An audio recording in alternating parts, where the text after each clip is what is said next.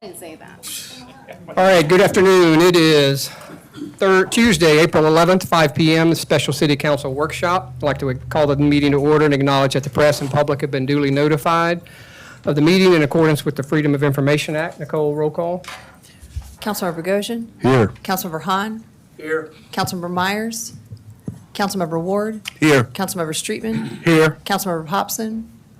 Councilmember Anderson? Here. Councilmember Pierce? Here. Mayor Pounds? Here. You have a quorum? Thank you. First item is citizens' comments. Nicole? Mr. Al Klaus? My name is Al Klaus, 3 Grand Pavilion. First, an awesome shout out to our first responders regarding last Friday's continuous, contentious world of reality that we live in. They found us. We urge you to review documentation regarding an additional call by our first responders dated 3/31 at the Sweetgrass Inn. 15 days ago, we respectfully requested Council provide us written assurances our administration will enforce Ordinance 9-2-5. Still awaiting a document. You do have my email address. In your meeting packet, the administration continues to present a false narrative regarding the recommended noise exposure limit of 85 dBAs. They continue to illustrate NOSH standards, which are occupational standards like a construction zone, not applicable for residents living in residential areas which abut and are adjacent to commercial properties. What is the reason you are not reviewing more meaningful standards? For example, EPA maximum outdoor noise level is 55 dBAs. NIH, EPA, WHO state prolonged exposure to environmental noise levels above 70 dBAs leads to permanent hearing loss. What is the reason the above is not in the administration's narrative? Our recommendations, which continue to end up in a black hole someplace, are in the 2/14/23 public safety meeting minutes. We ask you, who is more knowledgeable regarding our health and livability, the EPA or the IOP administration? Is it the accommodation taxes, which the resort continues to flaunt in front of all of you all the time, day in, day out? Current proposed noise ordinance section H has migrated from 15 hours a year to 5 days, allowing 85 dBAs for durations of up to 13 hours per day. Totally unacceptable and totally unreasonable. The proposed exception is an administrative nightmare, totally skewed for commercial properties. Residents are not provided an avenue to object to the above. A total cram down. Subsection E, denial, which is actually number 5, will result in a classic arm twisting contest, carving residents out of the process. Where is our due process? We believe it is time to hold all parties of a contract accountable for noise violations. The resort's, quote, sound study, which they committed to provide to all of us, scheduled for completion the week of 3/13, a month ago, nowhere in sight. Thank you. Thank you. Terry McGowan? Good afternoon, Mayor, council members. My name is Terry McGowan. And my name is Terry McGowan, and I live at 3 Driftwood Lane. And I'm here to talk to you about what happened Friday. My wife and I were walking on the beach, and we were kind of brought into this whole thing, and I just want to share some of our experience with you today. So today, as I said, I'm going to share some urgent facts and opinions with you that require immediate attention from our council. As some of you may already know, as I mentioned, we were walking on the beach and shots rang out. This incident has left us both traumatized, and we believe it's imperative for the council to take action to address the root causes of these flash mobs and improve city services. Improve city services intelligence gathering capabilities to prevent such incidents in the future. Fact one that we've noticed is the emergency services of this town and every one of our constituent jurisdictions performed amazingly well. And we can all be proud of that. But we have to remember that just because nobody was killed, it doesn't diminish what could have happened on this island. And we all know the ramifications of what it's probably going to yield in terms of people not wanting to come here, you know, just hits to our business people. It's just not going to be good. Flash mobs are escalating and posing a serious threat all over the country now, and we have to be more aware of what those ramifications of these flash mobs could yield. Public safety, once known for their spontaneity and fun, have taken a dangerous turn in recent cities. Recent incidents have shown that flash mobs are escalating into violent and threatening behavior, posing a serious threat to public safety. The incident Ellen and I experienced is just one example of the increasing danger that flash mobs are posing in our community. We want to see a quicker use of emergency shutdown procedures on that connector. I was watching the press release Friday night. The sheriff said that they just got word of this that morning or that evening. As soon as we get word of something like this about to happen, we should be prepared to turn those people around in the connector. And let's just prevent the whole thing from happening. So that's what we think would be a very constructive, be more liberal with closing that down and be proactive to stop these things from coming in. I don't want to go into gun violence too much, but I think all of us understand the ramifications of what is going on in this country with gun violence. And it's completely out of hand. And I challenge all of you to make sure it doesn't happen in this town. So there's a couple ideas I'd like to present. I know you guys are thinking about a million of them, and I know all of them are good. I just want to contribute some that may be helpful. Mr. McGowan, if you could do that in 10 seconds, that would 10 be, seconds. thank you. Drones. I'm an IT specialist, a technical specialist at Boeing. Drones can satisfy a lot of things, from controlling crowds and showing people, or showing the police what's going on. Mounted horse patrols, proven to be crowd control mechanisms. Deal with the dispersed crowd and disperse the surrounding areas. After everybody left, all over the city and all over the neighborhoods, we had people driving all over the place. It was crazy. Use information to combat the issue and prevent, also investigate after incidents. I believe that if we establish for the IOPD an information officer and analyst to be proactive about monitoring these things, I think we'll be much more effective in stopping this from occurring. And thank you very much for your time happening. Thank you. That's all. Did it? Yes. Thank you both. Appreciate that. Next item is special presentation. We have our lobbyist firm with us tonight, Tompkins, Thompson, and Brown. Some of you have not met them face-to-face, and they have been working for the city a year and 4-ish months so far. Seems like just a couple of months, doesn't it? It's been that much fun.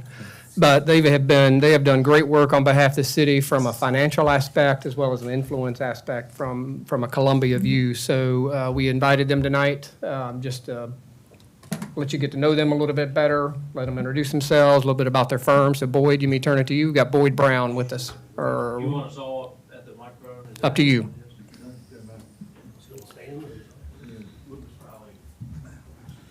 And we've spoken in other public forums, they always want us up here, so. That's perfect. Thank you all for being here. And Thank if, you. if Thank if y'all you for- just make sure that you speak into the mic, we're live streaming, so Okay, that's what that's the what I audio figured that's it was, picked up, too. yes. So I'm Boyd Brown. It's a pleasure to meet those of you I haven't met yet. Michael Thompson, Warren Tompkins, and Jim Merrill. I am from Winsboro, South Carolina. Originally served in the legislature for a few years with Michael and Jimmy. Michael was in the legislature from Anderson, Jimmy from Daniel Island, and then Warren was Governor Campbell's chief of staff.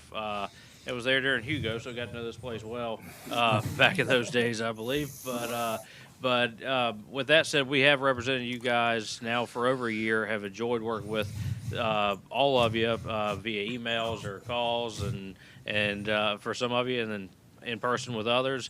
Desiree has been a joy, absolute joy to work with, and it has been a pleasure. Last year, we kind of hit the ground running. You had a need to dredge the marina, and we were able to secure $1.5 million of state appropriations to do that. So instead of that falling on the local residents here, I guess it still did just via state tax dollars, but it wasn't as hurtful to the wallet locally as it could have been. But we then pivoted from there to looking at on other budgetary matters, boardwalk improvements. We've worked with DOT and Desiree and some of you city council members on the connector project, and glad to see all that still moving forward and in a seemingly positive manner. And then we've been working with House Ways and Means staff for when the budget comes back from the Senate, similarly to what we did last year with the marina dredging. Secure funding in the H2 version of the budget is our hope for ADA accessible boardwalks and stormwater drainage projects. So, in addition to that, there's also the rural infrastructure agency money out there dealing with some similar projects. So there may be a mishmash of how we're getting these funds, but water and sewer and workforce, all of the key words going on in the legislature as far as funding matters are concerned. I don't know what these guys are wanting to add to this, but it's just. We like to listen to them. But additionally. Yeah, does that apply? 'Cause, no. With that said, one thing we have all been focused on, or two things for that matter: short-term rentals. Know that's a hot button issue for most coastal communities and then urban centers in the state. There's legislation that's been filed in the House. Has a lot of sponsors, primarily from the coast and from Greenville, Columbia, and Charleston, just those city centers. And it hasn't moved out the House, but what we're seeing the reaction around the state from other municipalities. Columbia just, I think last week or week before last, passed an ordinance that instead of banning or you have two extremes, ban it altogether, let it be the Wild Wild West on short-term rentals. They have put in place a licensure and a regulatory process where they know who has these in the city limits and who do we need, and essentially a list of folks so they can check in on them and make sure everybody's being good actors. So that's kind of, the legislators who are pushing the ban of state funds for those municipalities who banned it. The happy medium seems to be find a way to regulate it and keep this out of our hair, essentially is what Columbia is saying. And then on the A-tax matter, there is a bill that's left the Senate that deals with accommodations tax for workforce housing. Now it's in the House. I think it's probably a good time to have conversations with folks to let them know of concerns that residents and you all have on how some of that is appropriated. Obviously, there's stiff resistance to completely rating tourism marketing dollars, so maybe there's a conversation needs to be had. As we all know, everything moves kind of slowly and with time in Columbia, so I think it'd be prudent to see when and where there's going to be action on that bill and make sure we have a seat at the table, so to speak, to make sure our concerns are addressed, to make sure, I think the secret's out on Isle of Palms tourism. But, with that said, I think to placate others in the area that y'all share services with, there's got to be some fruitful discussions there to be had. But with that, I think I summed everything up, kind of where we are and what we're working on. And with that, I'm happy to answer any questions, and these guys can answer any questions. But if you want me, do you want me to go through the dollar amounts from the request we have in, or okay, $2 million for the ADA boardwalks, and then $6.5 million on stormwater, and then they have a abundance of non-recurring cash in Columbia right now, so you just be mindful of that, and as things pop up, whether it's for law enforcement needs or whatever, let us know, and we can try to recoup as much of that back for these residents down here as we have in the past. So that's it. Blair? Thank you, Mr. Mayor. Blair Hahn. Thank you for coming down here and talking to us. Based on the most recent events here on Friday, it highlighted yet again the issue of our losing our right to control our own streets on the island. Have y'all done any work to try and get that reversed? Yeah, so I mean, we had those discussions with Secretary Hall last year. Just in at the 30,000 foot level as the temperature was cooling down here from all the the what culminated into a lot of hot heads in one room at one point. I think over the connector. I think Secretary Hall's direction and legislative leadership direction at the time was, let's get the connector resolved, get that behind us, and then let's all sit down and discuss a street plan, and where that ends up. Now, that was a year and a half ago now, so probably worthwhile revisiting some of that conversation. But the talk is transferring leadership at DOT, so it may be worthwhile to let that happen and then have conversations with new leadership at DOT about. You see this as a DOT issue and not a legislative issue, given that the statute's clearly unconstitutional. I mean, they violated the Constitution. So the discussions have been had about there's a want there's monies out there for municipalities to take back over their streets, and we know that, but DOT is reluctant to relinquish for some reason out of Palm Streets more than other areas streets. So I think what probably needs to happen is a conversation once that leadership transfer happens with somebody new to renew that conversation about doing this in a meaningful way. I think there's too much scar tissue there for some to in Columbia to move past what happened here during COVID and a few years ago. So I'm sorry to keep pushing this, but you're not really answering my question, because the question deals with the statute that was passed that is clearly unconstitutional. There's now litigation to challenge that.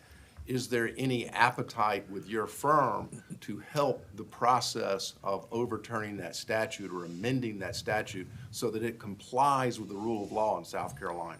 Well, I think that would be up to the city council to, take a vote and, give us direction to do that sort of thing. We can't just go act, without y'all's approval to do that. So, I would suggest maybe talking to whatever lawyers are involved with the litigation, make sure it would be prudent for city council to take a stance in that pending litigation. And then if those lawyers think that's something that would be helpful or something y'all could do, sure. But we can't just go act out of accordance with what city council wants. Well, it was my understanding that we had previously charged y'all to help in that regard. And I don't think the city officially did. Now we we represented a group down on the Isle of Palms who had asked to help with that, but not under the scope of the city. Yeah, I think you were talking about, just to interject, I think it was talking about two separate issues. I think what, Boyd, you were referring to was we had discussions with the DOT to take ownership of our roads. Okay. And what I think you're referring to, Blair, is trying to fight and repeal the, what was S40 and whatever the act now is. So I think there's two separate Okay, issues you were talking yeah, about. I was confused by that. We've never been tasked with overturning S40. When we were first hired by a group down here years ago, it was the week before S40 was passed, and and then what we try to do from there. And I don't want to speak out of turn here because that was a different client than representing you guys officially now. But with that said, back then it was to try to put that toothpaste back in the tube, and then we were brought on officially. And if IOP, the city, wants to do something officially on that, we're always happy to take marching orders. But until then, I mean, we don't have direction to do that. Thank you. Rusty. Thank you, Mr. Mayor. Want to thank you, gentlemen, for being here today and giving us an update. My question would be, and this is one I don't know if you had an opportunity today to look at the press conference that Governor McMaster had, along with SLED Director Mark Keel and also our Chief of Police Kevin Cornett, calling the General Assembly to put some stronger measures immediately, really, in place for illegal weapons that are in possession of someone and having, dealing with that more effectively and making sure that we have stronger controls, more legal implications if someone is caught with an illegal weapon. And did you gentlemen have a chance to even look at that news conference? Michael and I were in the wonderful I-26 traffic coming down here, so. Oh, okay. You probably did. We Well, didn't they- have a lot of access. to Right. television. Well, I guess my question was, the news conference was very well done. But my question would be for you all, what do you think the likelihood of a message like that coming from Governor McMaster, SLED director, our chief of police, really prompting or igniting some action So Governor very quickly with the Governor General McMaster Assembly? supported Senator Harpootlian's legislation, I think it was last year, in regards to illegal guns winding up in the hands of the wrong people. And that's kind of it in a nutshell. There's some more details. I don't have a strong handle on that exact bill. I can pull it for you and send it to you, let you know what that one in particular says. But with that said, if the governor's out there wanting something like this done, Chief Gill's advocating for it. Those are two strong advocates for something like that. However, I mean, you just got to be mindful. South Carolina General Assembly is a very conservative body who is very pro Second Amendment, and anything that looks, even though most of us who are gun owners or whatever may realize there needs to be some responsible measures put in place. Anything that impedes on that, you're going to see a lot of pushback from. But with the fact that you can't go on to the beach without worrying about a gun as of this past weekend, those have to be concerns that worry everybody. And, for that matter, I think, the appetite only grows from the folks who are already wanting gun reform measures in place to do something about it, so. The House did earlier this year pass a bond reform, the so-called catch and release. Right. The Senate started debating that today, so when I noticed they had just gotten on that when we were leaving from Columbia to come down here, so that will address a part of it, not all of it. Okay. Thank you. I've got a couple of ATAX questions, Okay. because that's always a thorny one with us. Is there any way that we can get a cap on the amount of money that goes for marketing, since we are now approaching $1 million and more that we're giving to the CVB every year? We would love to be able to have some of that back. Sure. For other we uses. had conversations with some in-house leadership and others about the appetite for that sort of thing, and they're like, let's all sit down, get the tourism marketing groups here, get the municipalities and those who share it, and come up with a solution.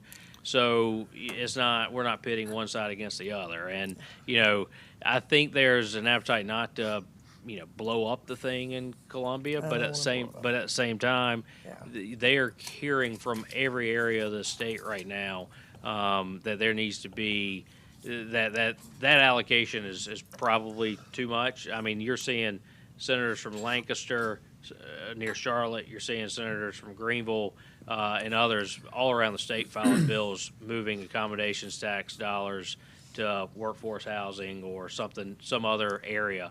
And with that said, it just means that people have noticed that a lot of money's going to tourism marketing, and those localities think there are other issues that need to be addressed as well. So I think there's an appetite there, and what we'll ask for is that meeting to happen sooner rather than later, and get somebody from IOP up to be at that meeting. I mean, So. it's sort of a matter of making sure that we have no problem with giving marketing money to CVB for some marketing. It's just that the amount that we give is not proportional to what we get back, and we would like to use that money for other purposes than like what you're talking about. So, The little reluctance this year, it's set in statute how that's all works.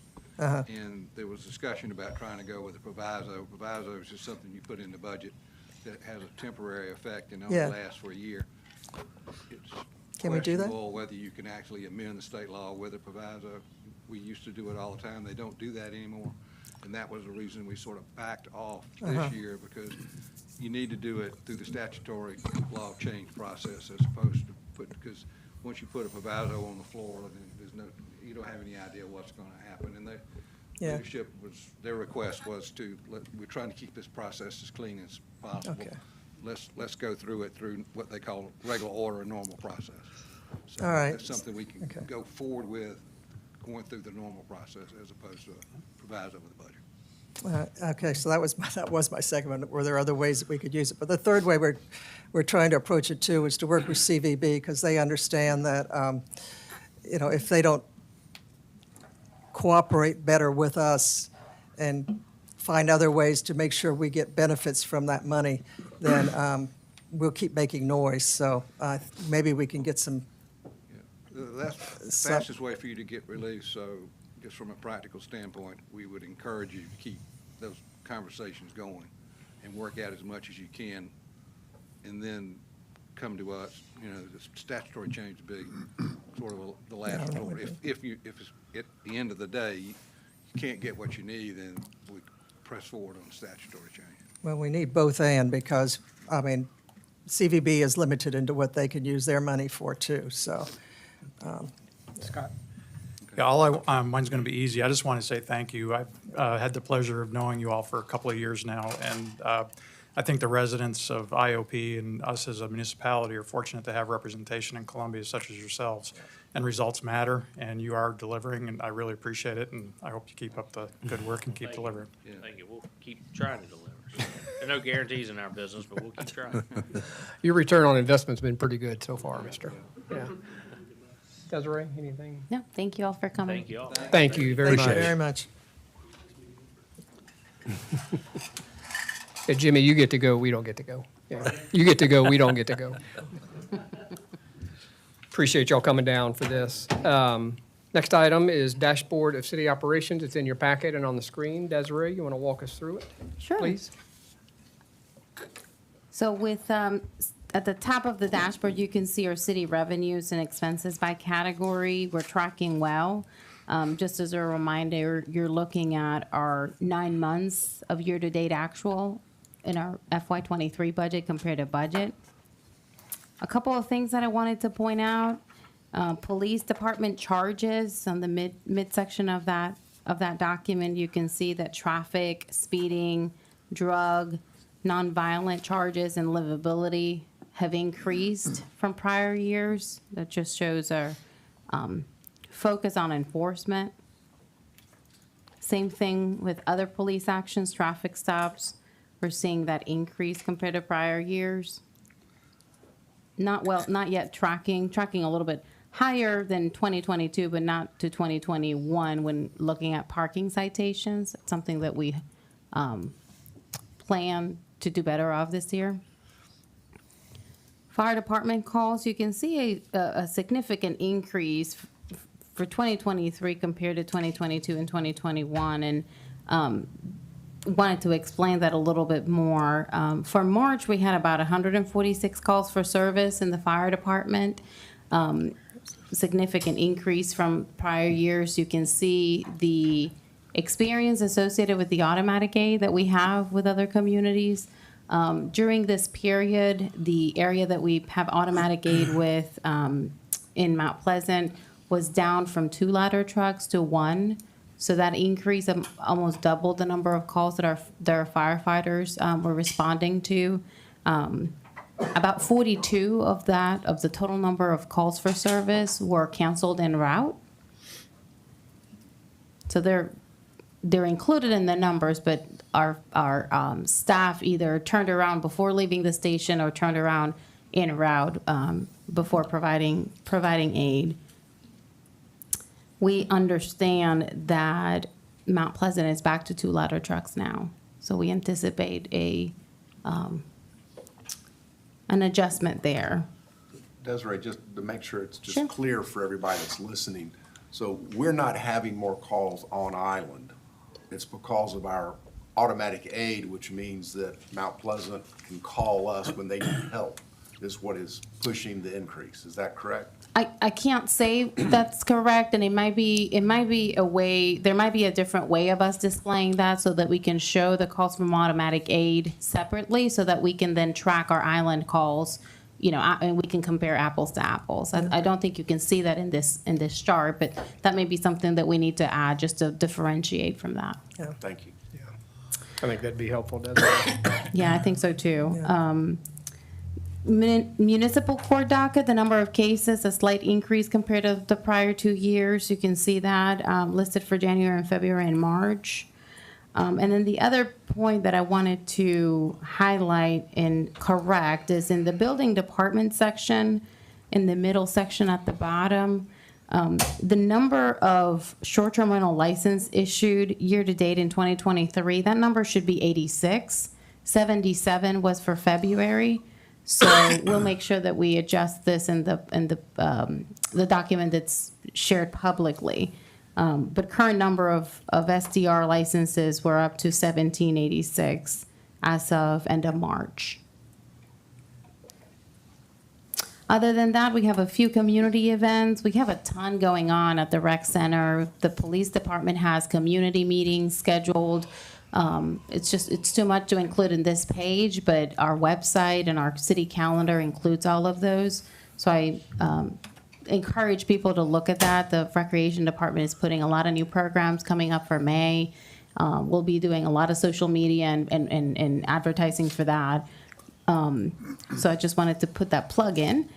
And then in personnel vacancies, we have, here you can see the BSOs that we're in the process of hiring, camp counselors, just, you know, folks that are interested in some summer jobs. We're looking for people to help us with summer camp starting in June. We have one CDL vacancy in the Public Works Department. A lot of interviews have been done in the past couple weeks, so we hope that we have that filled very soon. One firefighter vacancy in the fire department. Also, a lot of interviews being scheduled and had. Code enforcement, I know last week they were interviewing a couple of folks that were interested for that role. We're very eager to get that filled. And the finance director, we still have a finance director. Debbie's not going anywhere anytime soon. But we are in the process of looking for her replacement before she retires. So we've added it here, but not really a vacancy, but potentially coming. That's all I wanted to highlight from the dashboard. If there are any questions about this or the departmental reports, happy to entertain any of them. Because the departmental reports are included in your packet, so if there are questions on that or dashboard, I'd be glad to. Desiree, thank you and your team, everyone, for putting that together. A lot of good stuff going on. Next item, strategic plan, policy initiatives and priorities. A, livability, discussion of changes to the noise ordinances. As you know, we've been working on this for several months. It's been on the public safety agenda for a number of months. Been drafting, redrafting, going back and forth. I don't know, Jimmy or Desiree, if anybody wants to give an update on where we are with the current version or what's changed or what our next step is. Desiree. Sure. So this is the version of the ordinance that we have been discussing with the Public Safety Committee for quite some time now, making adjustments to the draft based on the direction we received from the Public Safety Committee members. It's very similar to the one you saw last time this was presented to full council before being sent back to the Public Safety Committee for additional discussion.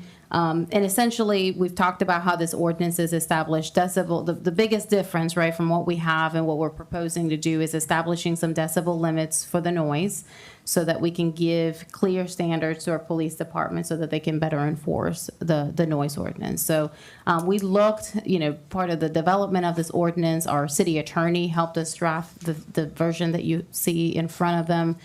He has a lot of experience in drafting similar ordinances for the other communities, so he, used, some of the work that he's been doing in other places. And we looked at other examples, most recently the one in Mount Pleasant that was adopted about a month ago. Let's see. I just wanted to point out a couple of things. I want to stay on that for a minute. Sure. So, as it's currently reading, what's the decibel level? Is it 70 or 75? It is 75. What, where did that come from? The Public Safety Committee voted Well- on that. I don't remember. Yeah, and if we did, I'm having second thoughts on that. I think it's too high. Is it ready for presentation to council? Well, this was recommended by the Public Safety Committee last month. The month prior to that, that's when the change from 70 to 75 was voted on by the committee. And then at the latest Public Safety Committee meeting, the change that we were asked to do was related to the application process for commercial properties. Can I make a comment about the 70 to 75 decibel Sure. level? I mean, I believe the Public Safety Committee originally proposed 75 decibels, and this was before, Jimmy, you were on the committee. Then it went to our lawyer, who changed it. It came back to the Public Safety Committee, and the lawyer changed it to 70. We wanted 75 and voted on that, and it was omitted from versions once or twice after that. So the Public Safety Committee has been consistent so far in wanting 75 decibels. And I asked our lawyer why he changed it to 70, and he said because he was in a mitigation suit down in Kiowa and got both sides to agree to 70, but that was his only reason for doing it that way. yeah, so his recommendation was to simplify the noise ordinance. Initially, he had recommended that the city look at just 1 decibel Right. threshold that applied to everybody. And we went back to the committee with that information. We were directed by the committee to still have the change between levels, yeah. residential and rental properties versus commercially used establishments. And that's when we went back to the 60 and the 75. Yeah. So that was reaffirmed by the committee about 2 months ago, I believe, the meeting in February. And then in March, the committee made a recommendation to adjust section section H, which talks about the permits for additional amplification. The original ordinance or the draft that we had at the time would limit, and I'm looking at subsection H, subsection C, limit on hours. So it would allow commercial properties to come to city council and request an exception during daytime hours from a limit of 75 to 85. And we included a limit of 15 hours in a calendar year that council could approve that exception to apply for a commercial property. At the last public safety meeting, that was recommended to be changed from 15 hours to 5 days. So the version you have in your packet has that in the red line. Wait, it was recommended, I remember differently. That it was recommended from hours to 5 full days? You Well- voted against it. Okay. I think it's coming back to me now. Well, It was not unanimous, but it was. So, yeah, well, there's a lot going on, and that's why we have this process, that we go through Sure, this and we make sure. absolutely. And I hear of all this, well, everybody's on board with 75. I can tell you, I'm not. I've got second thoughts on this, and that's why we go through the process before it goes through first and second readings. And so, in my mind, it needs a lot more work. I'm just not comfortable with 75. Can I ask a couple questions? And I agree it's not ready. I think you have to go back to the intent, and I think you stated part of it correctly, Desiree, in that we're trying to get something that's quantifiable and enforceable. But I think the overarching principle of a noise ordinance is to be able to protect homeowners' quiet enjoyment of their property and their homes. And we can put all kind of decibel levels and different things in there, but I think that's the overarching principle. And there's a question that I have in here, and there's excessive noise is a defined term in here. And then in section, wherever it is here, D1, it says excessive noise prohibited. It says, one is, it shall be unlawful for any person to intentionally produce, intentionally cause to be produced, or intentionally participate in the producing any excessive noise within the municipal limits. And then it goes on to describe, what that excessive noise is, et cetera, thing. But can someone describe to me what that means? It says it's unlawful.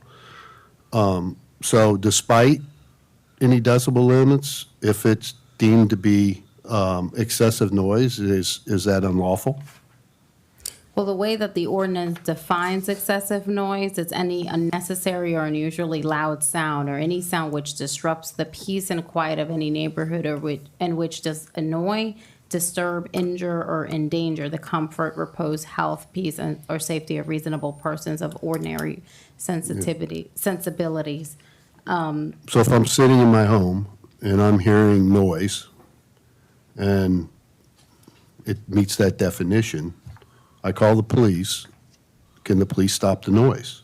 Because it's unlawful, or issue a citation for that matter? That's a great question. I would say subsection 2 under excessive noise prohibited establishes a list of criteria that an officer would look into in order to determine whether a noise is excessive. So the way that this is drafted, I would say that even if a noise doesn't meet the maximum threshold, if it is considered to be excessive, unnecessary, it's annoying somebody inside their house, I think this version of an ordinance would allow an officer to still deem it excessive. And I think that unlawful. needs to remain in there because, again, going back to the overarching principle of this, it's to make sure that we provide, someone can not be bothered by noise. They can, have the quiet enjoyment of their home. So that's one thing. The other thing is I do have some questions around this noise measurement.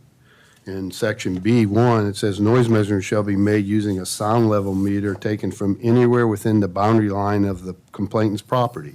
If measurement is not possible from the complainant's property, noise measurements be taken at the nearest boundary line. I thought we were saying that if a noise is coming from a point, that the measurement would be taking at the nearest boundary to that point. In other words, if the noise is coming from the back of a property, you can go to the front of the property, it could be, some distance away, and if it doesn't meet, if the sound meter doesn't meet the definition, it wouldn't be in violation.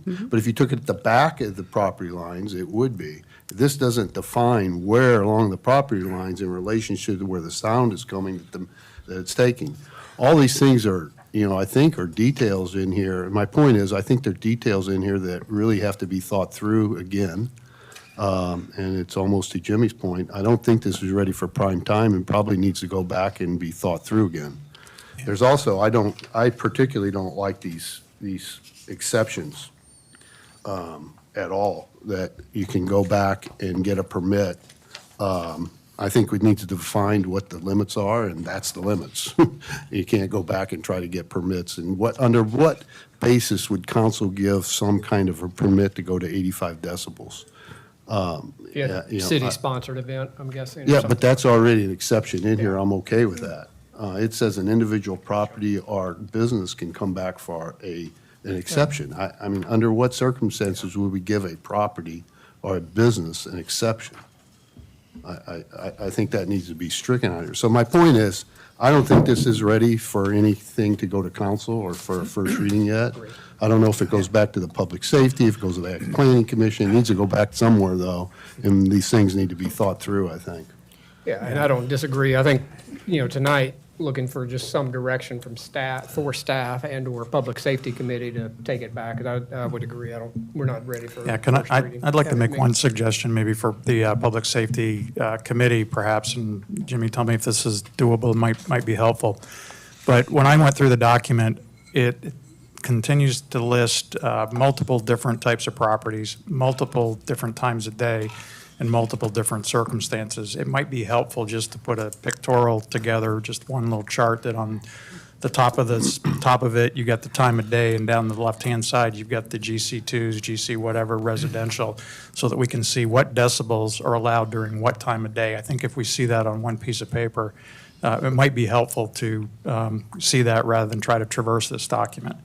And I think the overall guiding principle here is going to be what's going to get quiet enjoyment for the residents while allowing the businesses to, thrive on Front Beach and do their thing. And the other question I think we need to answer is how is this going to help the residents down on 56th, 57th, and 58th? Because it doesn't seem to be helping. Blair? Yeah, John, to your point, just so that everybody's clear on what is being attempted, we've spoken to the chief of police on multiple occasions about all of this, and from a pragmatic perspective, we have to have a decibel reading or he can't enforce the ordinance, because he's got 25-year-old officers and they think 100 decibels is just great. And then so you don't know, there's no way to deal with it. So the definition of excessive noise reverts back to the decibel reading. And they take the decibel reading at the complainant's property. So if you're the one complaining about noise, anywhere on your property line, in your attic, anywhere you want to go, that's where the reading's taken. So that's the intent of this. Perhaps it's not clear, perhaps it needs work, but that's the intent. And so from my perspective anyway, and I think public safety's perspective, the question on this document is, at what level do we want to do this? What decibel level? And I don't know the answer to that question. At some point in time, I think we have to move forward, we have to put an ordinance in place and see how it works at whatever the decibel levels are, and then we're gonna have to come back and adjust those levels. I'd like to ask the chief a question if possible. I remember when you were talking to me about enforcing, 3 parallel parkers on Palm Boulevard, I think you told me outright it's unenforceable unless I see who parked there first. And to this ordinance, how would you actually enforce it? Does your officer go down there with a meter reading and have to be there at the time of the infraction? Do they go into the resident's house to measure the decibel level in order to consider it an infraction or not? And I'm a little bit confused as to how your officers would actually implement or could implement the enforceability of an ordinance that's written this way.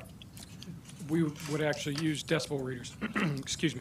We've already purchased decibel readers. That's how we started going around and kind of looking at things and what decibels things were at. And so that's what they would use, and that's why we initially had the closest boundary line, but we've learned throughout our study that sometimes sound can go up. And so an elevated floor, maybe if that's where your complaint is coming from, we want to be able to measure it from there if you'll allow us to. If you won't, then we have to go to the roadway.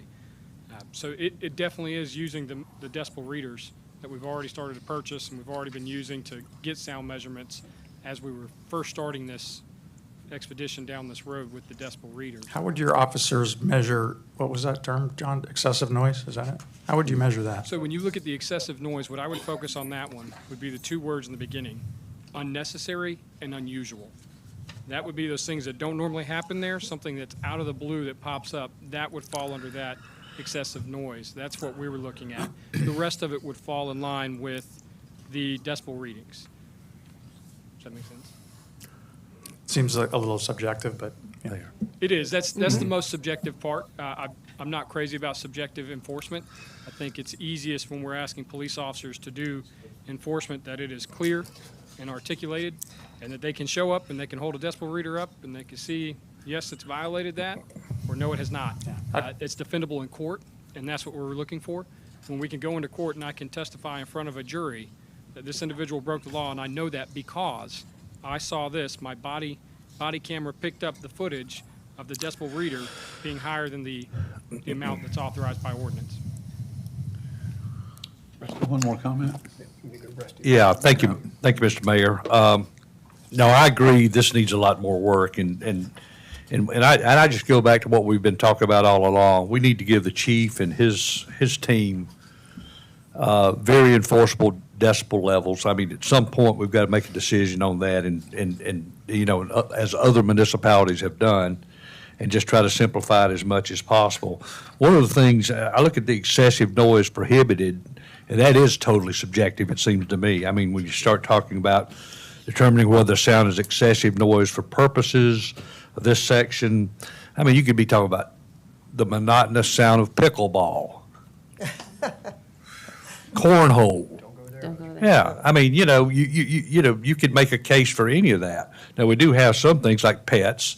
If you've got a dog that's constantly barking, if you've got a loud muffler, loudspeakers, I think also automobile horns for beeping for no reason. I think that's probably included in this also.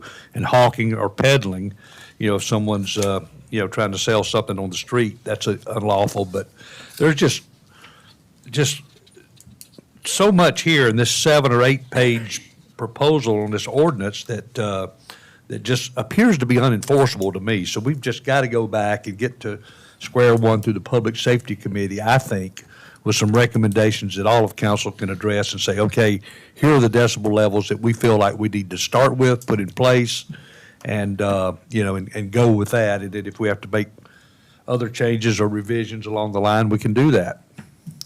Jimmy? I just think it's, time sent about it, Public Safety Committee is too muddled, it's too muddy, and it's way too loud for me. What was written at the present time, I want to come back with a clean, enforceable ordinance that we don't have to go back and adjust it. We want to get it right the first time. I recommend we send it back to committee. Desiree? Comment. Sounds like a working session for the Public Safety. Yeah, I think it is. I know that there are people that are very eager to get something in place so that we can help our police officers enforce when we get calls about excessive noise and about loud noise. The more information and detail that you all want to see here that could help us put in place for you all to review, the better.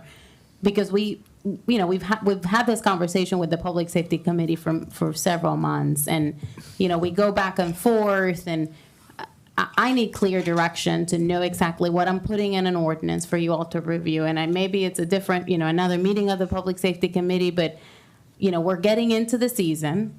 The activity at the resort, when we're talking about this particular situation that we've been dealing with, it's only going to get worse potentially. And I would like to have something in place for the season to offer some relief from that situation. So, if you all have any specific requests, we can put it in different red lines for you all to review, for the public safety to review. But the more detailed you could be with us, it will help us put together something that hopefully you all could react to. Because to be quite honest, I don't know what to write. I don't think there's anything to write. I think you're going back to the Public Safety Committee to have a work session personally. Okay. Scott? All I was going to suggest is it worthwhile getting any help from, there might be a little bit more resource to work it with a specific, direction to get the planning commissioners to take a look at this and maybe hash it out a little bit. They've got full-time, they might be able to work on this. And the Public Safety Committee has put together some resources from a number of different cities and general research groups that have put together information about noise ordinances that we can share as well. I think we need to get some of that out to show what this is based on. One final note. One final note. What we're talking about is Wild Inn, Sweetgrass Inn is a very unique situation, and we need to address it in a different manner. It's butting right up against neighborhoods, people that live there permanently. And so I want to get it right, and I'm just not in agreement with just a couple of things can fix it, and that's just to clean up the language a little bit, and let's have some understanding on the decibel level that we're going to allow, which is I'm not for 75. You'd like to see a lower number. Yes, ma'am, that's right. All right. Jimmy, can I ask you a question? If we're doing this noise ordinance to solve for the Sweetgrass, I live near, and we live near downtown here. Downtown seems to be working just fine with the existing noise ordinance. So are we going through this exercise really to get a workaround for what's going on down in the Sweetgrass? And maybe we should scope this a little differently and just live with the existing ordinance with what we've got for the rest of the town. I mean, I have not heard a lot of angst. As a matter of fact, most of the people I talk to look at this current noise ordinance and think it's a step backwards from the one that we've got. And I don't think we're registering a lot of complaints from anywhere except for the hotel that's sitting in the residential area. And it is what it is, but is that really what we're trying to solve for by going through this noise ordinance exercise for the last several months? I'm just throwing it out there as an option to consider. Well, I just look at it like I'm in their shoes, like I live there. I think that's part of my responsibility as a councilman. I understand. I'm just saying, if everything's fine with the downtown and the rest of the island, then with the existing noise ordinance, maybe we're really trying to solve for what's going on down in that one section. So why don't we take it back to public safety at this point? And if public safety decides they want to punt it to, Scott, to your point, the planning commission, I think that should come from them. Jimmy, you good with that? Yes, sir. Desiree? Yep, thank you. Clear as nothing. Clear as mud. Yeah. There's Med.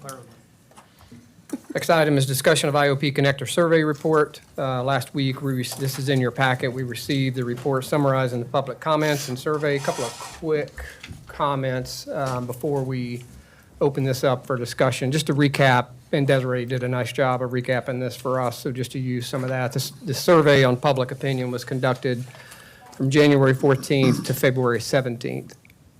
There were just under 4,000 entries and about 7,200 visits to the survey. The report that's in our packet summarizes about 3,300 survey responses after scrubbing for duplicates. Most residents, about 48%, listed area code 29451, IOP in DeWeese as their home zip code. So good representation from IOP residents in this particular survey. Top two concerns for most participants were traffic congestion and the safety of bicyclists, pedestrians on the IOP connector bridge. Participants' priority item ranking on the bridge primarily focused on reducing traffic congestion and improving safety for all users. And a lot of these comments are captured in the key written statements within the survey report. Fewer than 6% of comments received focused on emergency vehicle access. Concept 5, you may remember, adds a lane capacity on the bridge by adding a second lane towards Mount Pleasant. Received the highest rating with 50% of the respondents rating it 4 stars or higher. Keeping the existing configuration came second, with 49% of respondents rating it 4 stars or higher. So we had some conversation about having the SCDOT here at the end of April at our council meeting. Again, I think the survey kind of speaks for itself, and I don't know that we need them here regurgitating survey numbers for us, but I do want to hopefully have them here for continued conversations on Palm Boulevard and the concepts that they've been working on with the same consulting firm. And Boyd, I would just give your firm a shout out again for your help in getting us to this point with the SCDOT. Y'all have certainly been helpful in getting us moving it along and keeping it moving it along. So thank you again for doing that. Desiree, anything to add before we open up for discussion? No, sir. I think at this point, the SCDOT would be looking at direction from council based on the results to see if there is any concept that we would like for them to pursue more studies, whether it's, some of these changes would include adjustments and operational adjustments to both intersections, both at the island and at Rifle Range. When you look at the 2-lane now, which was the highest ranked option, that would require some evaluation of right-of-way acquisition, those turn lanes, that there's that intersection to Riviera Drive up to Target. So there's a little bit more work that would need to be done from an engineering perspective and operational assessment to determine exactly what would need to be done to effectuate that concept.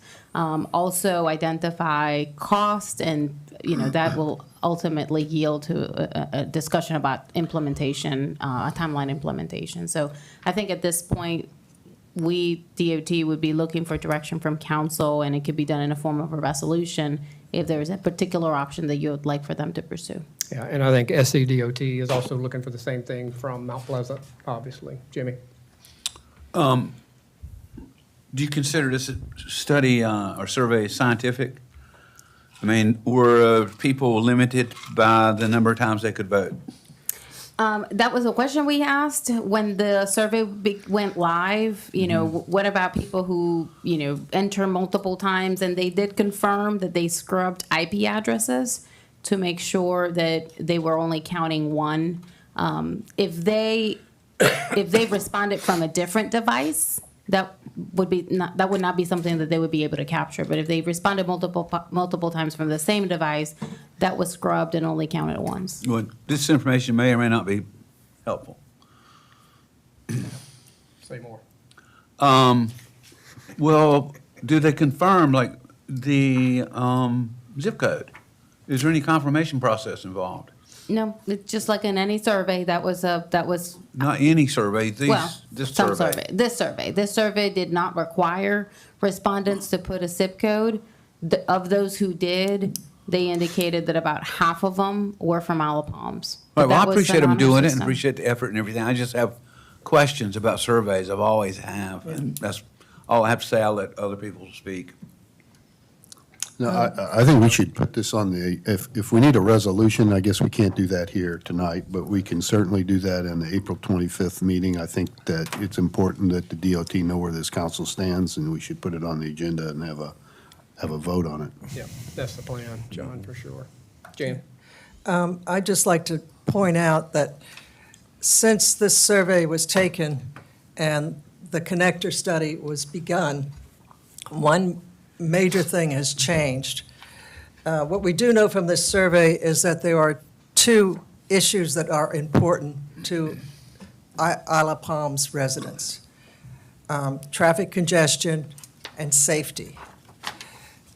Safety, we recently have addressed by proposing that we add paramedics permanently on the island to provide better emergency response times by having them on the island. So that was something that was not available a year ago that will be available going forward. So that's a safety item.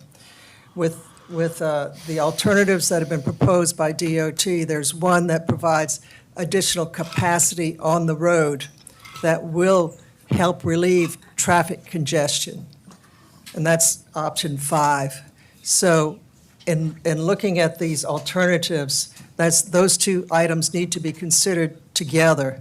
And with paramedics on the island, and obviously my preference is for option 5, we would have both an increased capacity and a much improved emergency response times on our island. Mayor? Thank you, Mr. Mayor. This council's going to do whatever this council wants to do. I believe that we need to look at this from a safety perspective and not an expediency perspective. And I know everybody wants to get off the island fast, and the way this survey was created is like giving candy to a 3-year-old. Of course the 3-year-old wants the candy. I get off the island fast. That has nothing to do with safety. And just in this last week, we have had a ambulance wreck on the connector, and we've had a head-on collision on the connector. And both of those could be a result of not having an emergency lane. I think we need to pick option 3, but more importantly than that, I think we need to demand that SCDOT put a hard barrier between vehicles and the pedestrian bicyclist. And there are barriers that meet all of their objections, weight and accessibility, and that will create a huge difference in the safety on that connector. So that's where I'm coming from with all of this. Thank you. Can I correct a point of fact? I believe, Chief, can you tell me, I think you're talking about the accident that happened Friday. That was on the connector, but it was not on the causeway. It was was it closer to Rifle Range Road? Chief, just keep your seat up here, man. That collision occurred at IOP Connector and Riviera. Okay. And it was a reason that traffic was stopped coming onto the island on Friday. Okay. So that the emergency lane on the connector, on the causeway part of the connector would have not been in play at that. In this one, my understanding, I did not investigate it. Mm-hmm. My understanding was that it was an individual that failed to yield right-of-way to the ambulance, so I But there don't was- know that any of these would have jeopardized it one way or the other. But again, I did not respond. Okay, I thanks. was out here, so I didn't see it. How about the head-on collision? Was that on the connector? That was just before the connector, on the Mount Pleasant side. All right. Rusty? Thank you, Mr. Mayor. My thoughts on this are, I'm in favor of option 5, have been all along, and that's based on the feedback I've gotten from talking to people, emails that we've received. I think it's been pretty clear from most of the residents that I've talked to and the communication I've seen that people would like to have that additional lane going off. And I also agree with Councilmember Hahn that even with that option, if we went with option 5, that we ask that DOT, provide some sort of hard barrier on that multi-use path so that we can separate the cyclists and the pedestrians also. So that's where I'm at. I think in terms of the survey itself, it looks like it got a lot of input. And in terms of it being scientific or not, I don't know. I don't really know whether it is or not, but SCDOT commissioned it. RK&K claimed to be engineers, construction managers, planners, and scientists, so I'm assuming that they know what they're doing. So I would think that this survey tells us a lot, and I would accept it as being a valid survey. Thank you. That's it. And Desiree, to your point, kind of next steps, and John, to yours, they're looking for a resolution from us and Mount P. Conversations with Mount Pleasant, they're not going to take this up until their May council meeting at their earliest. So, but I still think we do something on our April 25th. So regardless of which option, it goes back to SCDOT for engineering, construction drawings, whatever needs to happen, costing, are kind of the next items that need to happen. John, go ahead. Does the DOT plan to move forward with an option prior to Mount Pleasant, given their input? No, that's not my understanding. They're not allowed.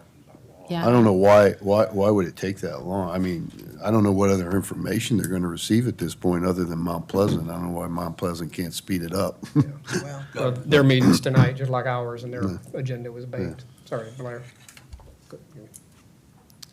So is there any direction about what kind of resolution we're to draft for you all to consider at the end of the month? Are you looking for an option? I would need some direction on a particular option, if there is one that you all would like to recommend. I'm fully in favor of option 5. I'd like to make propose a resolution that we recommend option 5 to South Carolina DOT. Can't do that here. I'm making, That's just your opinion. Just like Okay. Scott said. but can we bring it to, write up a resolution to be considered? Direct staff. That's all direction she's looking for. Okay. Which she'll write the resolution, which Okay. option do you plug in? And I'm also in favor of option 5.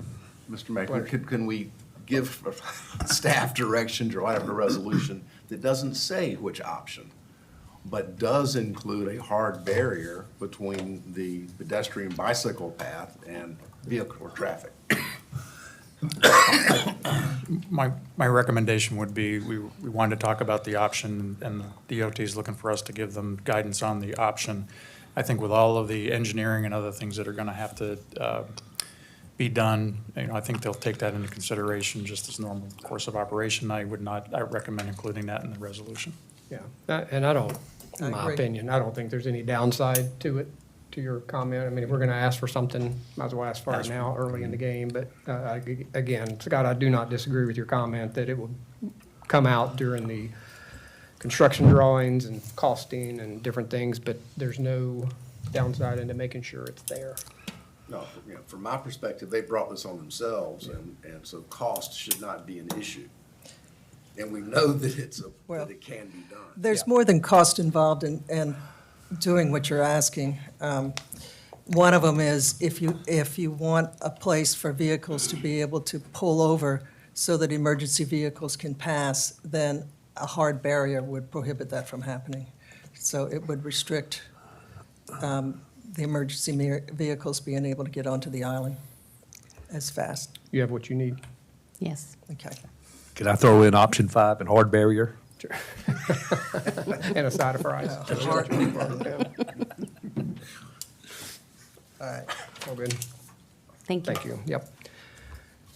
Next item, environmental, nothing for that. Public services, first item is discussion of ordinance 2023-03, an ordinance requiring law and commercial services to remove yard debris with residential rental properties. As you know, we had first reading at our council meeting last month. Procedure dictates this goes back to committee for review, modification, or changes, which it has done and is now not being recommended by the committee, so we'll bring that back on the 25th for a second reading vote, one way or the other. Anything to add, Rusty? Yeah, thank you, Mr. Mayor. We had quite a bit of conversation about this in committee, and the three of us that were there, full committee present with Councilmember Popson being on Zoom. And we talked this through along with Donnie Pitts, our Director of Public Works.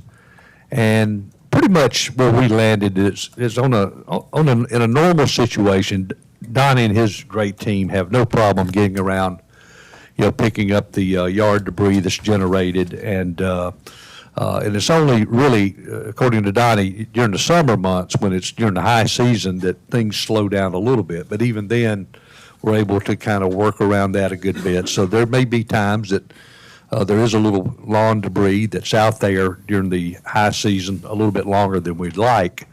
But we all see firsthand, being residents here, just what a great job Donnie and them do.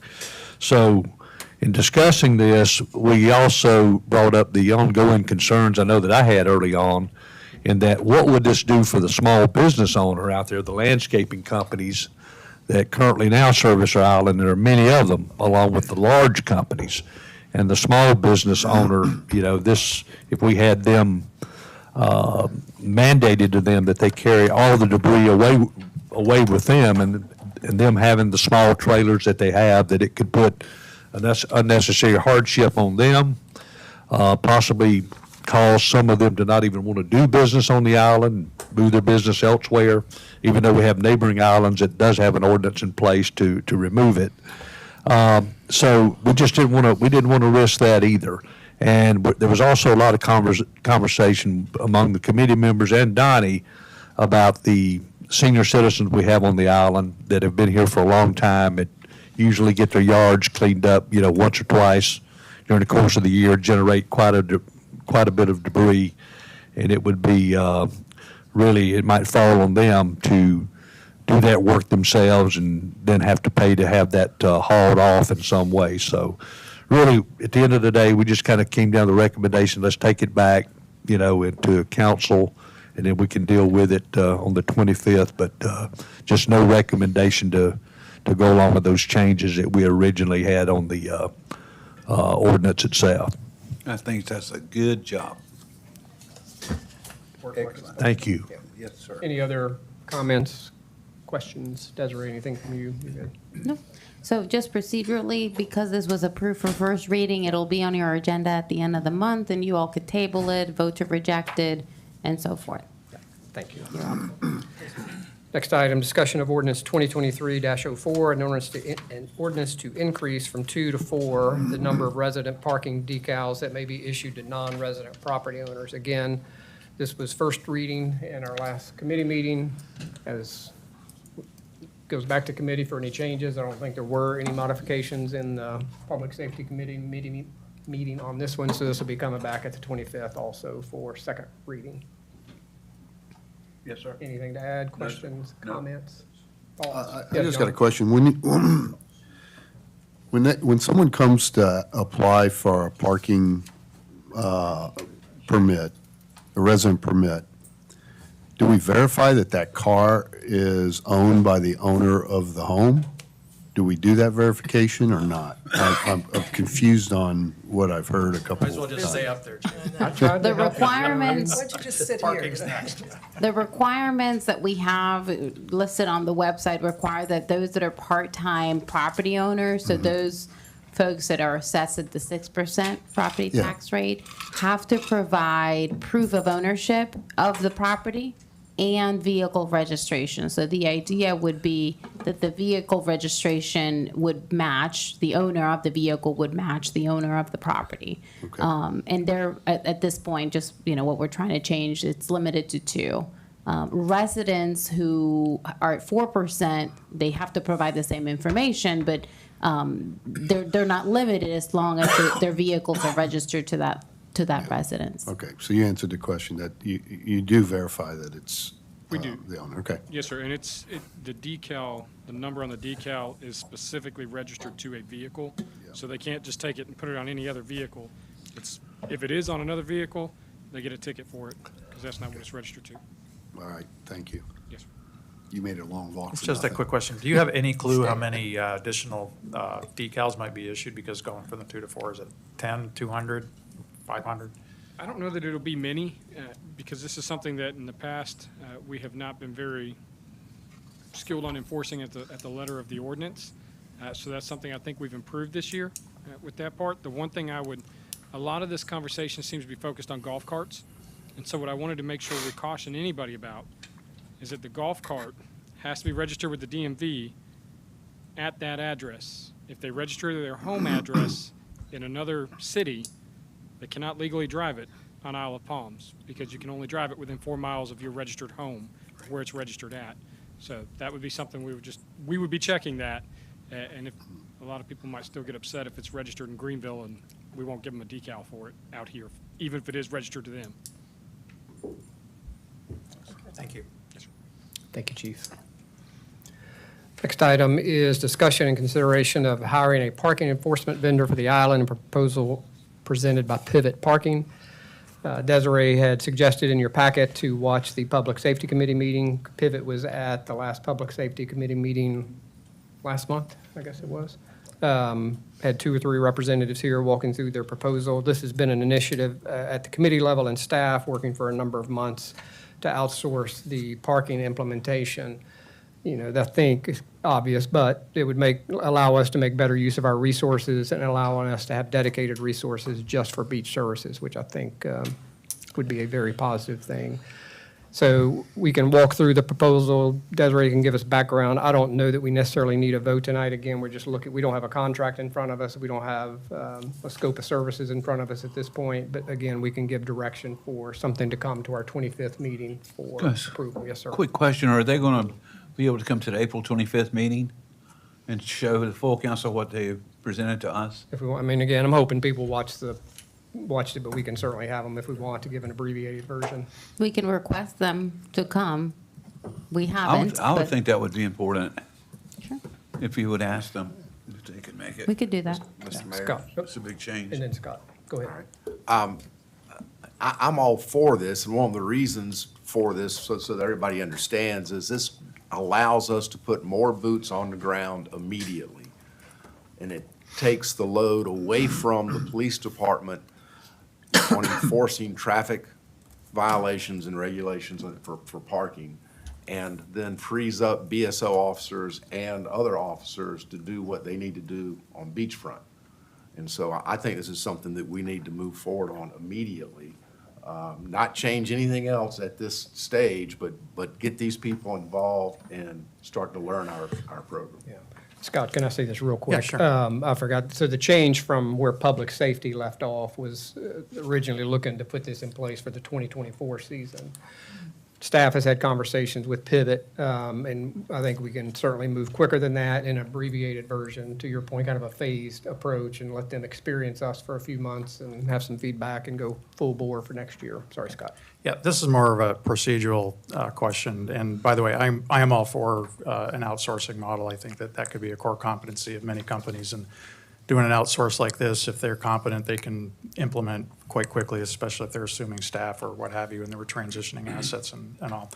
The question I have, though, is when I look at our budget, over the next 5 years, and I think this is a 5-year proposal, this is going to represent, and I don't know if it's including the court fees or what have you, but this is about a $7 million revenue stream over the next 5 years, and we're looking to outsource that. And my question is, it's not necessarily $7 million to them, but I have not seen anything business case-wise that shows what this 5-year business case would look like on either option A or option B. Secondarily, and I'd like to see that before we make any decision, that it represents about 10% of our general fund revenues. Second thing is I'm wondering why we haven't gone for an RFP on this. An RFP could probably be put together and pivoted, so to speak, within 30 days or 60 days.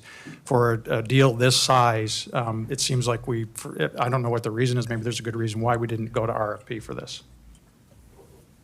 So we certainly can put together a 5-year projection of the cost. If there is any, we can do it for both options. There's one That's a monthly management fee with a 6.25 shared revenue, essentially an incentive based off of gross revenues, and then there is an all-in expense structure for the parking management that would include just a 30%, essentially a 30% fee over any gross revenues. And some of the conversations we had at the committee level is some feel maybe that we should not be counting ticket revenue as part of the revenue calculation. Certainly is a revenue, we don't count on it as being a revenue source, but it generates revenue to the general fund. So they did include it in their analysis. It was certainly work on that and get that for you all by the end of April. The other point is when we started looking at this, we approached 2 companies that had participated in an RFP process in the state within the last 12 months. That is an exception that's included in the city's procurement code. So it is our option. It's up to city council essentially to decide, do you want to take advantage of that provision and that exception in the procurement code, or you want to go out for RFP? And I think we mentioned that at the public safety meeting. We just wanted to take advantage again of that opportunity to at least understand what the fee structure would look like, or what that arrangement could look like for us. So at the end of the day, again, up to city council. We can go through the full RFP process. That would take us more time. I would say about potentially 60 to 90 days to get proposals back. That is certainly a path. Or we can negotiate maybe a shorter term with this company, maybe 3 years, 2 years. That's the kind of direction we would need from you all prior to executing any final proposal. I have another alternative that they proposed as well, which was they were talking about having within 30 days being able to staff up to provide not the software that they use for the parking management, but just the personnel to carry us through the season, which would not be a full contract. And that may be the compromise between having aid immediately so that we can repurpose our police officers more effectively going forward we know we're going to have a difficult summer season, and still have some parking enforcement involved and do an RFP as well to make sure that this is the best deal. I will say I was impressed with the presentation and the description that we have, but we only saw one company. We did not go through any kind of RFP process. So. One quick question. So Desiree, this $7 million revenue stream, we're not turning that over to them. It's just a portion, they get a cut of it. It's a percentage, it's 6.25, or it could be as much as 29.5. But it's not $7 million that we're turning over to a parking company. No, but it's about They would be managing the entire parking operation for the city. And they do the collection, and then, they would remit back to the city, but based on the final contract. Just want to make sure I that's think clear. to Councilmember Anderson's point, I've already, we've been going through this process with them and just received a proposal from them for the staffing piece to be able to be deployed quickly within 30 to 45 days. Reviewing that now, making sure that the staffing level that they've been proposed is appropriate to what we would want to see. And that is a path that we can move forward pretty quickly for this season, and then, decide what to do for 2024, whether we want to engage them in a contract or do an RFP. I will say, though, when the city amended the city's procurement code a couple of years ago, there were some additions and exceptions that were included in order to increase efficiency and increase essentially efficiency. So the idea would be that a company that was selected through a public RFP process by another community, very much similar to us, we could see that, making sure that we get the bang for our buck. So I would just want to clarify that is a provision and an exception essentially that's afforded to by the code. Rusty? Right.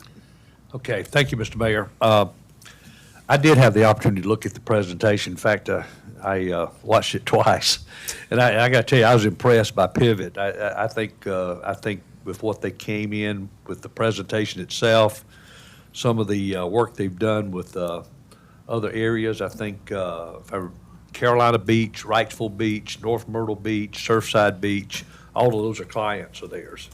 And they've got a great track record from what I can tell here. I'm less concerned about the about RFPs from others at this point, but I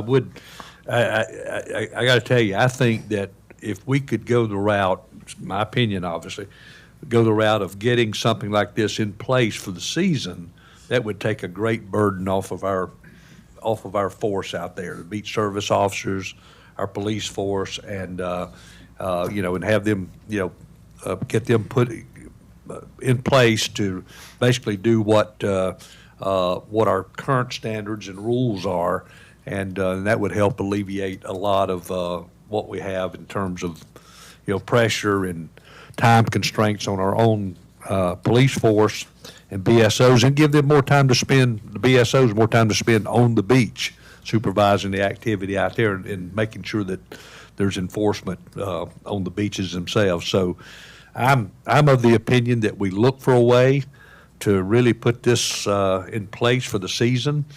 I think probably if we could get some approval on this through city council, that we could get something hopefully in place at least shortly after the high season begins. And so that would take us through most of the summer season having another alternative here. Thanks. John? Yeah, I watched it as well. A lot of questions generated in my own mind from it, but primarily, I do think that we need an economic model laid out for each of these plans, understand them, what it means from a revenue standpoint. When the math I do doesn't make sense to me, so that's why I think we need it laid out with clarity. There's also a lot of charges that I believe that were mentioned throughout their presentation in terms of license plate readers. They're throwing in one, but more needed. Potential LSVs for these people to ride around on. Software changes of our kiosk that looks at license plates versus what we do. So there's a whole host of other costs that were mentioned throughout that thing that aren't mentioned in here, and I think we need those laid out as well. What things are required, what aren't. If they're going to have a place, where is that place? And is it in here or somewhere else? If they have to have a location, and that be thought through. I think there's a lot of details. I think conceptually, I wholeheartly agree that this is a right way to go. But before we jump in head first, I think we need to figure out how deep the pool is, and I think some of this homework needs to be done before we make a decision on it. I guess, Desiree, to that question, I know we have kind of changed gears here from putting it in for 2024 to look at doing kind of a phased approach, if you will. If we went back to them and said, can you just do the staffing for this season? I mean, is that a one-year contract or to be determined? That would be for this season. Okay. And Chief, I think just for folks that haven't watched public safety or conversations we've had from this before, I think we would like to hear your version again of what you think about this process, not the process, just the idea of outsourcing and what your staff would view it as. For us, we have BSOs that we bring on every year. They're primarily tasked with parking enforcement, but they also are a benefit for us with traffic control. Or when we get that call for a child that has gone missing on the beach. And anytime we have something like that, that's our top priority. So we pull all of the BSOs and everybody that's here onto the beach to find that missing child or that missing person. I think with the demand to step up enforcement, to see that successfully done and to the manner in which I think our residents are looking for and that they deserve, it needs to be outsourced with somebody that isn't part of a police department for me to pull from. And we've had some of these conversations already about the LPRs that they want. We have already been working towards those and built those into budgets already. And the vehicles that we have for parking enforcement were actually purchased with the intent that they were the only ones that would work with this LPR that they're going to use. And those would be the same vehicles that we would transition over to them because they don't work on the beach. They're just for parking enforcement. And so we've got some of that already in place, but I think in order to give the residents the best service that they are looking for with parking enforcement, outsourcing would certainly be the way to go. Thank you. Just have one more. Have you checked any of their references yet? Not yet. Okay, so that's one thing I definitely think. Absolutely. Every community is different, and I'd like to hear what their response is to how well they've, I'm particularly concerned about staffing. Can they actually provide the amount of staffing that we need? It's sort of like the BSO kind of category, can you find those people from, I think they said May to October is what we're gonna, or March to October, right? Yeah, so. Mayor, if one other comment, I do believe that, to your point, though, that if we should lay these models out, like I could suggest that from an economic standpoint, but if there's another option on the table that we haven't, that we've talked about here, but need to lay out in more detail as well, with just a staffing option for the next year until, through this season, and then we can go to something Yeah. broader after that. That's a good- That should be brought to, as an option with some details around it at the, for a vote, at the same time that we're looking at voting on this. And that's the proposal that I just Yeah. received that we're evaluating, so that would give you the short-term need for this season, mainly for staffing, and then moving full-blown for 2024, which would essentially start by the end of this year, so that we're prepared for March, when we start enforcing parking, particularly at Front Beach. Obviously, the residential district is enforced year-round, but that would be part of our recommendation, and that's how we're looking at it at this point. Desiree, do you feel comfortable, and I guess to Debbie too, that you have all of the information to be able to put that model together on what revenues would be in, what revenues would be out? I think there are things that the city's gonna have to provide, there are things that they're saying they'll provide. So like, for example, if they are gonna provide one license reader, does the, chief, would we need 10, and we need to price those in somewhere? I have no idea. But it's not just what's in the proposal, but it's also what are we gonna have to provide to supplement their success, any vendor's success. Yeah. Yes, sir. Whomever it is. Yeah, I mean, just the scope of services, I didn't necessarily see a lot of detail. I saw the blue box that said, if you go this route, it's all yours. If you go this other blue box, it's all ours. And I couldn't identify what was in the blue boxes. And I think, Blair, to your point, I think to get them or somebody in to have some experience in this season, so that That'd we be great, can yeah. really tighten up, or whatever we need to do for next season would be valuable timing. And we don't have to have them on May 1st. I mean, they can come in and join us whenever. So I think we do need good diligence and work, and we don't have all the information in front of us at this point. So Desiree, you good? Yes, sir. Next item is personnel, update on finance director hiring. Desiree, you touched on this a moment ago, but just further details on where we are.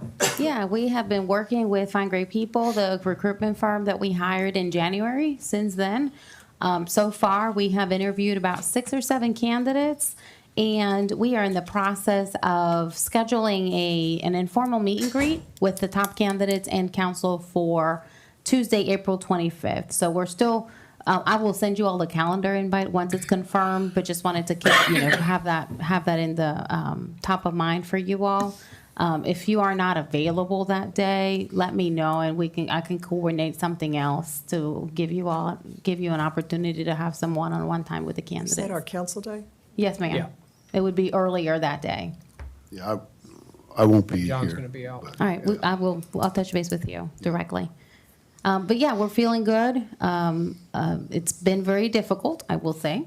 Obviously, Debbie's irreplaceable. But I think that the finance market, it's just very difficult, particularly getting people into the government. And a lot of folks are going to the private sector. Salary requirements are high. So that might be something that we need to evaluate. I don't think yet, but it has been more difficult than I anticipated, and that's something that we've been working on with the recruiter for quite some time, and trying to look at it from different strategies. Last month we changed added to the job description controller.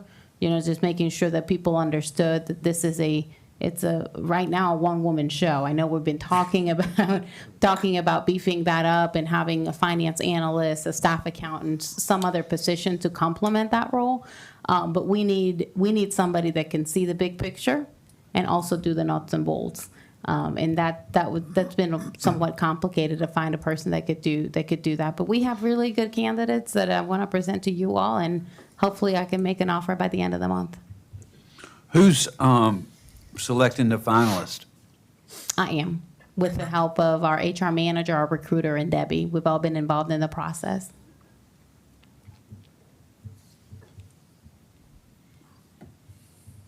Any other questions? Thank you, Desiree. You're welcome. Next time, other items for discussion. Item 1, discussion of resolution for prostate cancer tournament. Just by way of quick background, I was approached by the organizers for this golf tournament that's held annually in May in Wild Dunes to recognize one of the main supporters that has been supporting. This golf tournament's been around about 10 years roughly, and they've been, Gordon Wheeler is the local artist that's been very involved in supporting either through contribution of time or talent or artwork or events on behalf of this. And just real quick on this tournament, it's become the largest single private fundraiser benefiting Prostate Cancer Foundation in the States, which is pretty incredible. So over the 9 years they've been around, they've raised a little bit over $800,000. This year's number alone could approach $1 million just on 1 year, thanks to the generosity of an anonymous donor who happens to also serve on the national board for Prostate Cancer Foundation. The board member has agreed to match whatever the tournament raises. So if they, put up their normal 300-ish plus thousand, could be a really good year. This year's inaugural honoree, Gordon Wheeler, he's a local artist, has supported the golf event for a number of years, makes sizable contributions of art, custom made for the event, and hosting other fundraising functions. So this will come to our April meeting for a vote, and it's just a resolution to recognize Gordon's work with regard to the prostate cancer tournament. So I'm happy to answer questions or whatever else you may have. All right. Next item is discussion of local comprehensive beach management plan. It's included in your packet, quite a heavy document. We have been working on this. Staff has been working on this for a number of months with an outside consultant and OCRM to get this done. So Desiree, update or whatever you want to say. Yes. So I don't have the dates in front of me, but this document was prepared, was put in public comment by the end of last year. It was out for public comment for about 30 days. Last month, we received a copy of all the comments that were received. I believe I shared that with you all by email.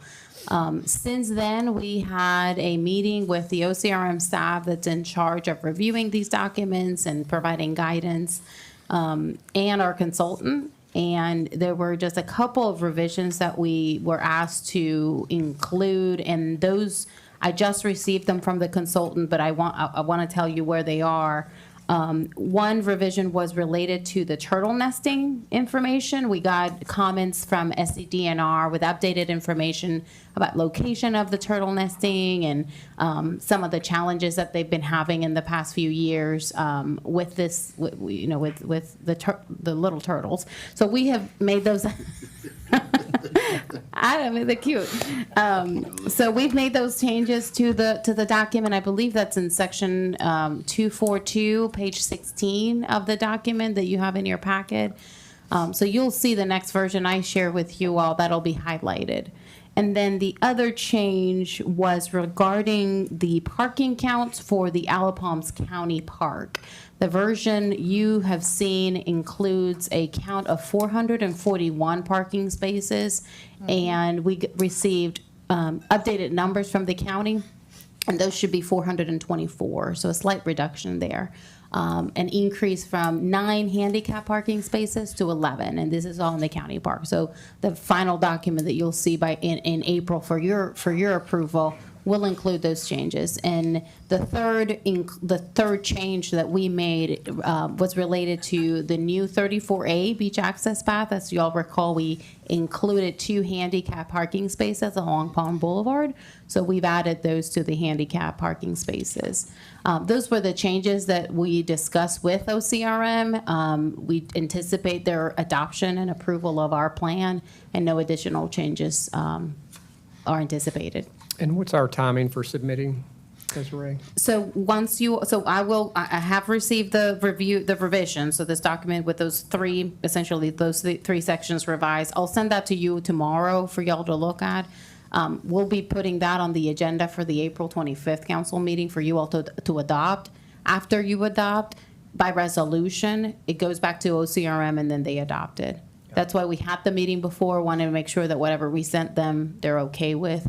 Don't anticipate any additional changes. They were very impressed with our work. Yeah. And then I think it would take them a few weeks to, internally issue the notice of approval. Yeah, and those few changes, again, great work from a staff and our consultant standpoint for sure. And those few changes is OCRM, any public comment, anything that was out there, that's how little we had to change on what Yes, was sir. submitted, which is pretty incredible. When we, the next time we do this, is it the same process or a different process? So I'll be honest. That's what I want you to be. I'm always honest. So the first plan that the city put together was in 2017. So this is our first sort of, phase on what they call the 5-year review.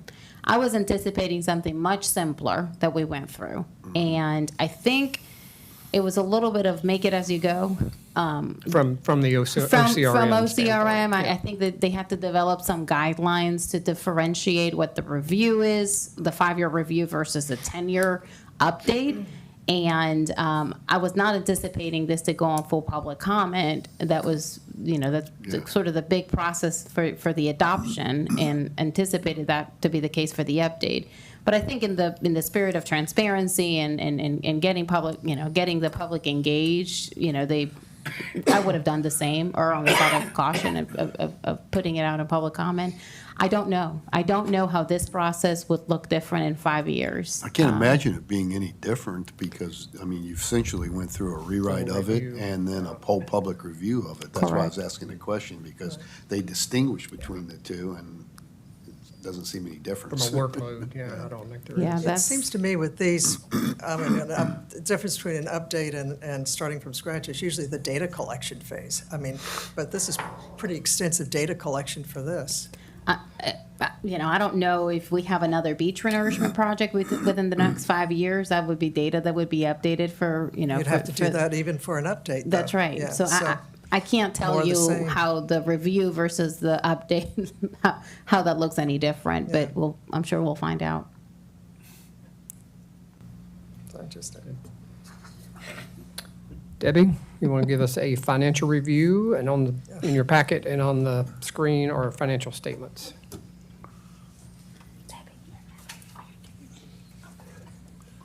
Oh, can I make a comment before you start? And this is for Desiree.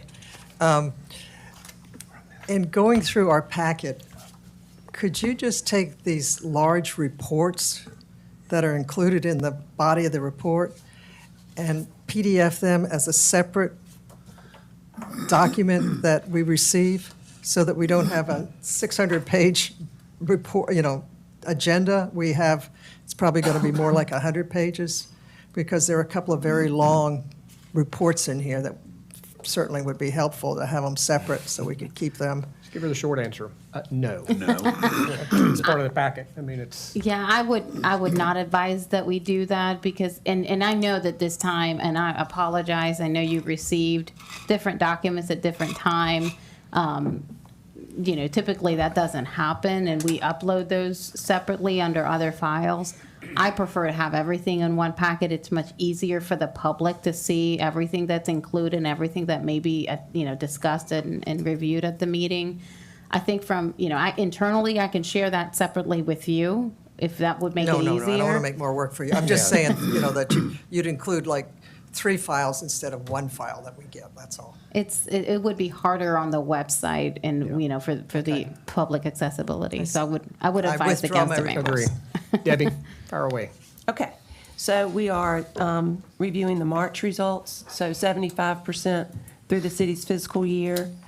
Some overall themes, property taxes, which account for over half of the city's general fund revenues, are slightly ahead of budget already. So I forecast that we'll see a pickup to budget of about $238,000 on that line.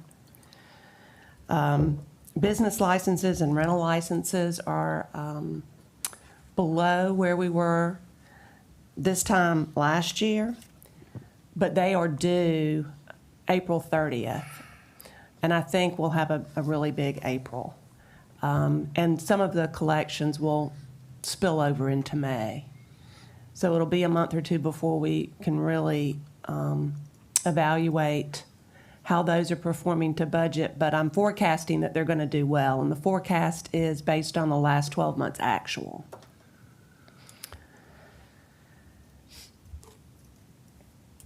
So, general fund revenues, we're forecasting to be $1.5 million to $2 million better than budget. General fund expenditures are forecast at being over budget by about $820,000. $541,000 of that is related to one-time payroll adjustments that were approved by council. Tourism and lost revenues continue to run higher than budget and higher than the prior year. The cash balances look really good. I can also report that we did receive a check for the $1.5 million from SCPRT for the dredging. And in this draft, under the marina revenues, it's included as a revenue, but I'm going to reclass that out because it really needs to match the expenditure. So I'm going to move it to the balance sheet as a liability, as a deferred revenue, and then we'll include it in the forecast for FY25 to match the expenditure. But the cash is in the bank. Any questions on page 1? Moving on to page 2, cash balances look really good, $38 million in total. This shows that we have almost $3.5 million locally at Truist with the balance at the LGIP, but I looked today and we had less than $1 million locally. So we're trying really hard to take advantage of this good interest rate and keep as much money as we can at the LGIP. The interest rate for March was 4.85%.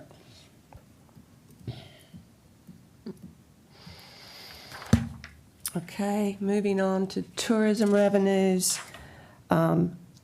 This is kind of a low point. The March check that we received relates to January accommodations, almost $43,000 in municipal accommodations fee and on the future beach preservation fee slide.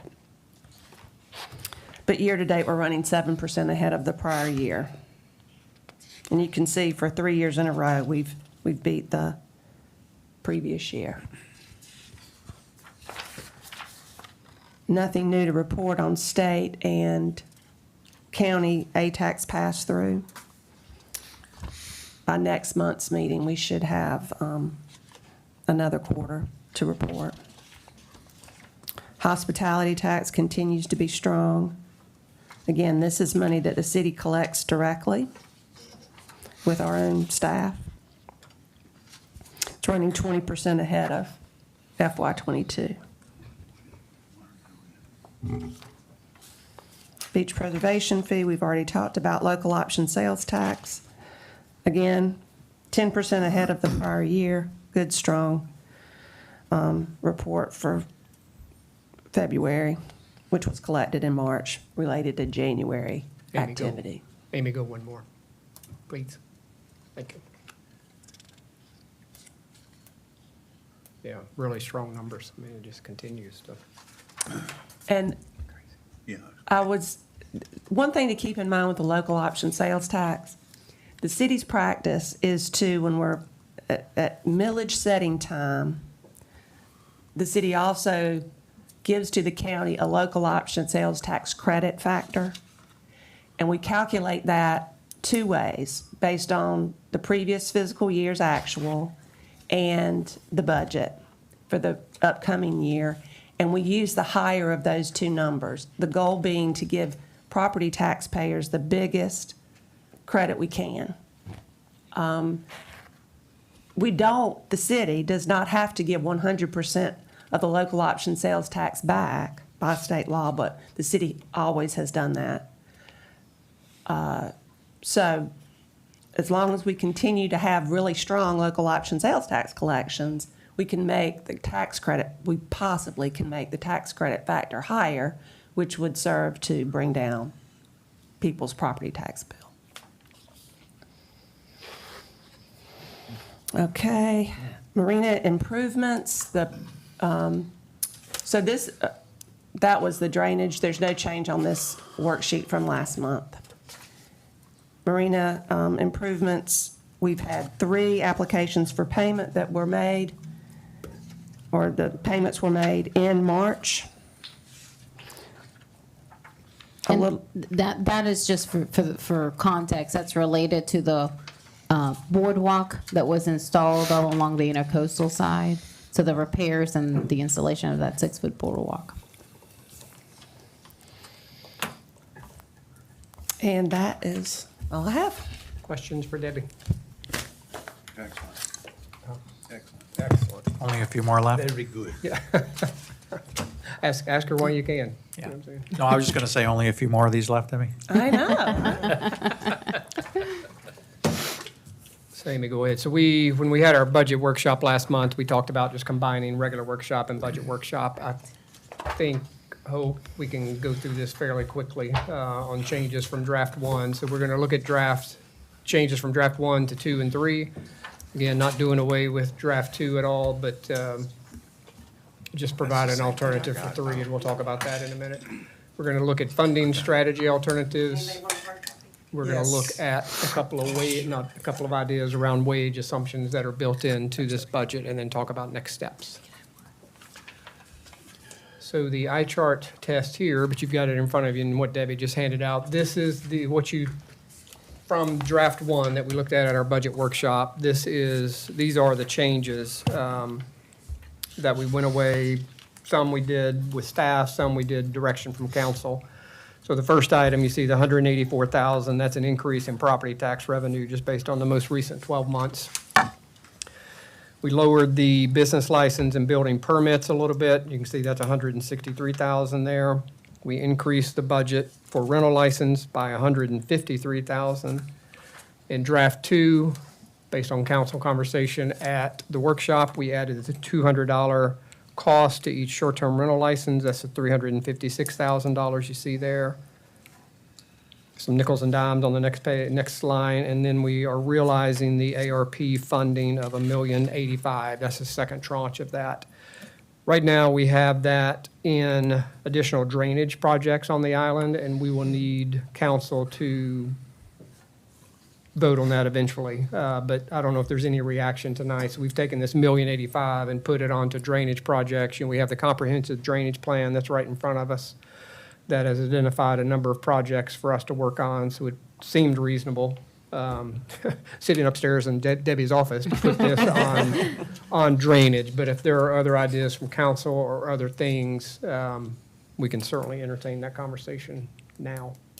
I think drainage is our most important issue on the island, even more than traffic, speaking from the traffic engineer. Good? Good, bad? Keep it there? Keep rocking? Rock on. Rock on. So changes on the expenditure side, we added the paramedic program, $548,000, the uniforms, the medical supplies, the bunker gear, you can see is coming out of hospitality tax money, as well as the cardiac monitors for the paramedics. So we've got that built into draft 2. adding a health insurance experience modifier that we got after draft one, so that's the $41,000 you see there. And then you see the rental scape, we're moving that over to the Muni A-Tax fund as well as the additional property management software that'll come out of the Muni A-Tax fund. Okay. Next page, again, continuing, this is changes from draft 1 to 2. Changes in the ARP grant, recognize 835 to 250, just changing some buckets there. On the next line item, we moved 50% of the Waterway Boulevard project to the state A-Tax fund. This is another item where we need some council input. So you'll recall on this Waterway Boulevard path, we have applied for a grant. We're hoping we're going to hear about that this year, but it's probably going to be second quarter next year before we will even hear whether we got the grant or not. So couple of different options that we can do. We can use our budget, to go ahead and do that in the fall of this year, or we can wait and see if we get grant money, and that would mean a fall of '24 construction. So essentially a year is what we're talking about, waiting on the grant money. And again, that's assuming we get the grant money. And how much was the grant request? Sorry. It's for the That was whole the 550? cost of the project, so the $1.2 million-ish, give or take. Million, Do we one have an million, i- two. Yeah. And that also includes additional design, so we have a very preliminary conceptual analysis of what that project would look like. I just wanted to add to the timeline that the mayor indicated. We cannot do any work, including design work or permitting work, until we are notified by the funding agency whether or not we received it. If we do start working on it, we become ineligible to receive the funding. So once we receive notification of whether we got the grant or not, that's when we can give the go-ahead to the designer, to the engineers, to then complete the design, complete the engineering, pursue permitting, and then we can do construction. So it's a long process. So maybe, so if we waited on the grant, Scott, do we answer your question? So $1.1 million. Well, almost. Yeah. No, this is probably a follow-on question. So we've got money in the budget to spend our own money right now. That's Right. right. Okay, and so if we wait, do we have any timeline when we think we might hear about the $1.2 million? We It's were second told- quarter of next year. Yeah. Okay, so if we wait until, we're waiting a year, and if we start spending our own money, the grant's gone. What's the likelihood of us? Do we have any? I know we need to get this, I know people want to get it done, and it's very important, and I'm not trying to discount that, but for $1.2 million, we might, do we have any kind of indication, maybe our lobbyists can help us out with the odds, or? Well, it's a different path. So Different path. Rusty, you're That- asking, yeah, what's that was- what are our options? Yeah, what or do we odds? think the likelihood of us getting this grant is going to be? Because this project has been out here for years. I mean, we just keep Yeah. pushing it down the road. It's no fault of ours. We'd love to have the grant money, be able to do this. But this has also been a very high priority project for us, Public Works, for years, right? Yeah. Councilman? And I guess, again, Scott, to your question, if we hear something second quarter of next year, probably more likely spring of '25 construction would be my guess. Correct, and, this is something that the grant writer who's helped us secure a lot of other, some other grants, she feels good about it. It's a project that not only improves the pedestrian pathway, which is a hot topic nowadays, but it also addresses stormwater management and creates, it's seen as a very creative project that will serve to create a barrier from tidal influence into the midsection of the island, that entire basin. But we just don't know. She can feel great about it, and we still, there's not enough money. So until we get those notifications from FEMA, this is the FEMA Hazard Mitigation Grant, we just don't know. Oh, it's FEMA money? Yes, ma'am. Okay, because the consultants did say there's a lot of extra money, surplus money sloshing around the state right now, I guess leftover COVID kind of thing, so. Yeah, we've made requests of over about 15 million in total for drainage projects from those buckets. So this is a different bucket. So this, okay. So And again, what comes with a grant, and particularly a FEMA grant, if have been watching the Water and Sewer Commission construction down there, they have been shut down by FEMA for construction for pending inspections. So, grants are great, but you have to live with them, and you have to live with the reporting requirements. You have to live with, kind of whatever they say goes. So not that that would happen here, but just full disclosure. I mean, that's what's happening with the water and sewer plant right now. It's a So little if more we didn't- complicated than a walkway, so. If we got the no a year from now, and in the meantime, can we tee up our own project, get ready to go? We can't even file permits, or, No, because that would make us. that would trigger the, got it. It's a lot of money. Yeah, it is. I'd be willing to wait another year, but let's give a hard date that we start in a year. Well, that's not our option. Yeah, That's the we- point with these grants. That's not in our control or our Right. dictate. We're supposed to hear within a year. We're hoping by the second quarter of next year. But we have no idea. Yeah. Can we just, I know we're not doing a vote or anything, but can we loop back with the grant writer or the authority to find out, maybe firm up when we think instead of kind of guessworking on when we might hear? And I That's know what- you can't predict, but Yeah. Yeah. just I mean, get a. it's April of '24. Yeah, that's is what, they're that's saying. what and we keep in touch, and latest notice I got from her was maybe from 2 weeks ago that I asked her. Okay. She said March, April of next year. Okay, good to know. Other thoughts on this one? My A lot of personal skinned opinion- knees out there. Personal opinion, I'd pin our ears back and go put a shovel in the ground and I- wait on the grant, but that's just me. Yeah. Because to your point, we have been talking about this project for a long time, and Yep. there's drainage infrastructure enhancements to it, which would be great, but Yeah. again, I mean, this is will No, it's council. just, we're discussing. Yep, And so the expenditure for that project is included in FY '24. right, The currently. entire, Yeah. correct. The one, okay. Say it again, Scott. No, I'm good. You're good? Yeah, we're splitting it between capital projects and state aid tax funding. You've got a couple other small items, I would say, and then changes to transfers, transferring 275,000 for the portion of the paramedics. All right, And that's then- my question. Okay. Tweaking our transfers just based on all those numbers going Is back and that forth. we've got expenditure of 6 paramedics for 548,000, so half of that would roughly be, Three are coming from state aid tax money. is that what you're doing? Okay. Yes, sir. All right, so that is draft 1 to draft 2. The only changes, Amy, if you'll go to the next one, the only changes from 2 to 3 are as such. So we took out the $200 just to take out all funding sources, just to kind of let you have a look in this draft 3 of what would life look like without any funding for some of these new positions we've talked about. We've reduced the paramedic salaries by 25%, knowing that we're not going to hire all those folks on July 1st in our fiscal year, so that's a reduction of expenditure of about 137.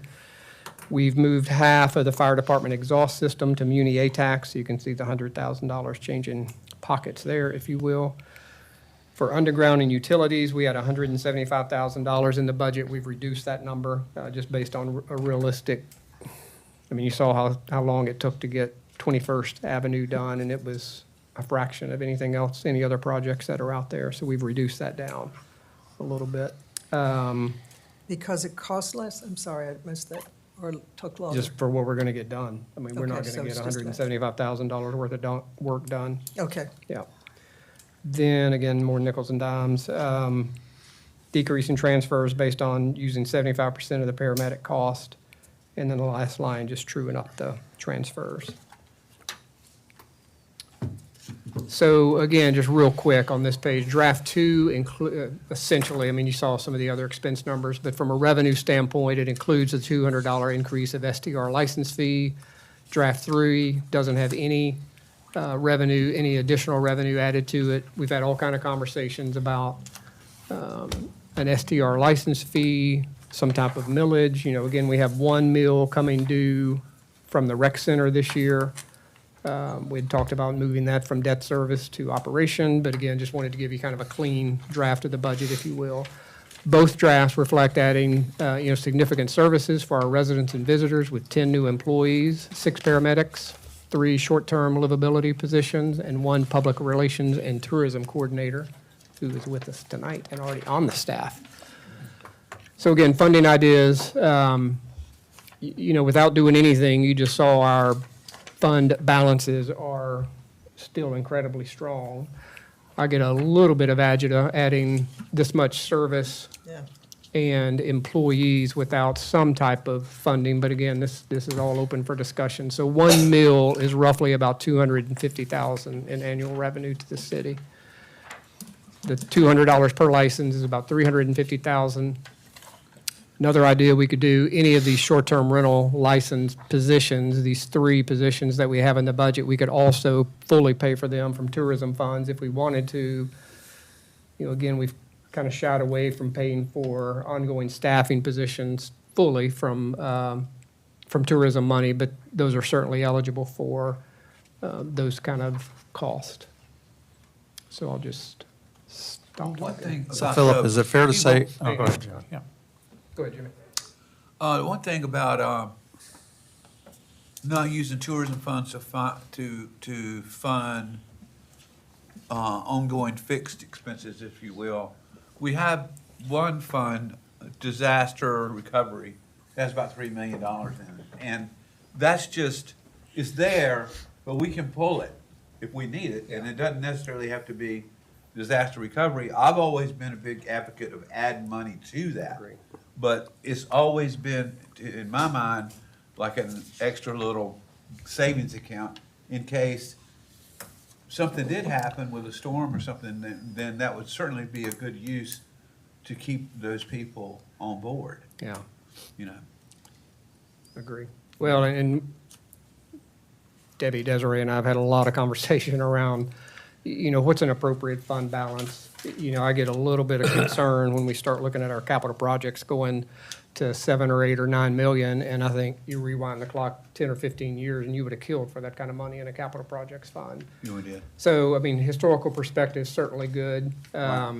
Reasonable balances are good. We're sitting on 38 million right now. Some of that's restricted, and some of it's certainly tagged towards a project that we just haven't spent yet. So I'm trying to be balanced, trying to make sure we're looking short and long-term, from a funding standpoint. And again, our balances look great, but as you know, and from our last year's budget too, your assumptions are, half a page long on what we're assuming from a revenue standpoint, from an expense standpoint. Not a lot of projects are, what's the word I'm looking for? Not required, but the opposite of required. Discretionary? Optional, thank you. Discretionary. Thank you. Discretionary. Thank you. Other than like the waterway project we just talked about, that one is absolutely discretionary, that we could wait on a grant, see what we get, or decide to pay for it now. So when you look through the budget and, the pieces that we've put in and that department heads have asked for, there's not a whole lot that rises, in my opinion, to the top. Amy, go ahead and go to the next page if you don't. Oh, never mind, sorry, go back. I was off a page. So again, I'll just open it up for any conversations. John? Yeah. Mayor, you may have said it, but where do we forecast our total fund balance to end the year? 38 million? This year, Yeah. This year, 35. 35. well, 620. projected beginning fund balance right at 35 total, 34,976. So we're dropping our fund balance by $2 million if you go to option 3, which is 33. And even though they do, overall, they're still healthy, but we are going in the wrong direction in terms of the balances. And my feeling is, without having all the going through, it's quite complicated. But my feeling is we are adding a lot of services, we're adding a lot of people, and we're paying for that out of our funds in some way, fund balances in some way. And that's, that's like living off your savings account, right? At some point that goes dry. And so I don't like the feel of it personally. I think we should. We talked about this. It's 350,000. And one place to look at it is this short-term rental thing. I definitely think I think that's what's generating the cost of those people, and that's where it should come and be paid for. out of that. I feel strongly with that. And then I do think we need to look at some of the, either we look at some, I don't like the idea of a mill increase, at this point, but I do think there's some things in there that we could tighten up a little bit if we feel uncomfortable with the fund balances dropping by that much. And John, just real quick to your comment, you'll notice from the changes from draft 1 to 2 to 3, I mean, a little more aggressiveness in using the tourism money because those balances have been building up and we Yep. need to use that money.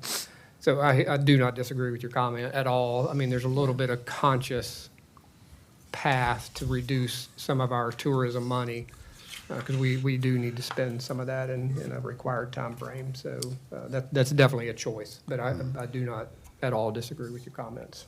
Okay, let me ask this question. I'm looking at the revenues and expenses, and, yeah, there is a $2 million difference, so that if we keep going with the same expenditures over the years, that 35 million is gonna go down to nothing, but, Not if you look, again, you got to look at the next 5 years, which are included in the budget document, Jan.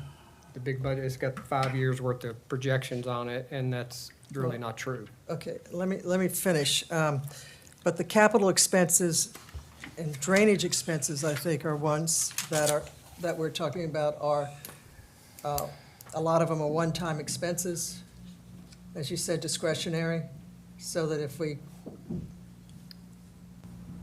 is that what I'm reading here? We don't have anything built in for big drainage projects right now.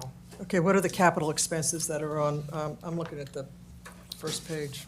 So those would be the ones included in the 10-year capital plan, so that's at the bottom of each budget, at the end of that budget document. So we're looking at,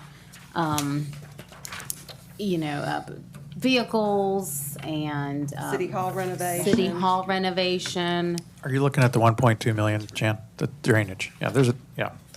Expectation of old stuff. So I'm just wondering, I'm trying to figure out. Yeah, there's 1.4 million in Of drainage this, projects. of this $2 million additional increase in budget expenditures, Where you, are there discretionary Desiree, expenses? capital project fund on, pick a draft, is 2.561 million that's the number you're talking about? for Jan? capital expenditures. That and the drainage expenses, It's a those culmination are, of a whole those lot of are pieces. capital projects that would not necessarily be in future budgets, is what I'm trying to figure out. That's correct. Well, I mean, that number's made up of multiple things, some of which are recurring and some of which are not. I Okay. mean, vehicles, we always are going to need new vehicles, but it also includes a city hall renovation that would be a one-time thing. So that if this $2 million increase in expenditures that we're doing this year over revenues, in the future, if we just decreased capital budget, could we find $2 million of, I mean, we don't want to do this forever, but to get us back into, if we needed to, if anticipating what we have today is we're going to continue to grow and we're going to continue to prosper, we'll be fine with this budget, but, if, Well, one thing you might want to consider, and Debbie can explain this a lot better than I can, a lot of the things are in the budget, it gets carried over to the next fiscal year. Yeah. So you gotta look at the big picture. You gotta look at the detail of where, you gotta study it to see what's happened in the past. The past 11 years I've been sitting, this time on council, we've always had a surplus. Always. This doesn't concern me. Right, this is the result of our conservative budget. Right. It's a conservative, as a conservative on the revenue side, and like meaning that we go with, Okay. what was it, 95% of last year, 90. 90% of last year. And we're conservative on the expense side, meaning we anticipate more expense than we actually have. And so we come up, and, I mean, it's good questions, but we always come out just fine. okay. You well, gotta understand that a lot of these projects, especially capital projects, they carry over to the next year, so they're not spent. Okay, And we can throttle that as we see our Exactly, revenue. we can adjust that. okay. That's what I wanted to hear. Thank you. So I've heard John on the revenue side. Any other comments on need for it, appetite for it, however we get it? Comfortable with draft 3 where you don't have any additional revenue coming in? Again, could pay for the STR folks out of tourism funds, certainly enough balance there to do that. Desiree, were you going to say something? Sorry. No, just a reminder, we got direction from council at the last workshop to draft an ordinance for the increase of the $200 fee to the STR. So we'll be presenting that unless I get, I'm told otherwise. Yep. By you all, I know you have two drafts to review, and according to our budget calendar, we'd be presenting one for first reading at the end of April. So we would need to get some direction today from council about what draft of the budget you all want to see for first reading, that we would have to advertise in the paper and all that good stuff. Yeah, and Scott, I think when we were thinking about discretionary expenses, I did forget to mention from draft 1 to draft 2, we did pull back in renovations for City Hall. If you remember, that was in fiscal '25. So we Yeah. pulled that back into Yep. '24 and took not half of it, but a good chunk of it to Muni A-Tax Fund. And then, you may have mentioned it, but we also then pulled part of the paramedic program out to, Yeah, time the staff. Correct. yeah. And again, I think that was, I like option 2, is my preference, is the second option. Are there things in option 3 that if we were go to a hybrid, we'd probably need to pull in? Yes. yes, that's a very good question. For example, phasing in the paramedic program, that's only in the third option, so we need to pull that in. Splitting the fire department exhaust between Muni A-Tax and capital projects, we'd definitely want to do that. Reducing the underground and utility, probably everything there, Scott, quite honestly, that we would pull into draft 2. And Or, also let me the say it dis- a different way, be draft 3 plus add the revenue Right. bump on short-term rental If that's license. where, Yeah. if that's where people are. Yeah. Yeah, I would recommend all the changes from draft 3 and that reconciliation. You all let us know about the increase in the fee, but I would recommend that final version includes those changes. Because I think we're tapping into a little one-time projects, tapping into the tourism funds for those and just changing the distribution. So I would recommend that. Well, One we thing could, we could do the ordinance, it was voted 6-3, I think, to proceed with that ordinance at the time. And, I have to say, when we're adding staff, I always think it's a good idea to try to fund the increases, fund your expenses from where the revenues are being generated. And I think this is an absolute, poster for matching. To do the license fee. Yeah, to do the license fee. And again, most of the folks that I've talked to that own the rental properties on the island are seeing this as a de minimis increase. And some are seeing that adding these resources are actually going to help them. So anyway, I'm kind of a proponent that we try to match it and try to keep ourselves funded as we add the expenses.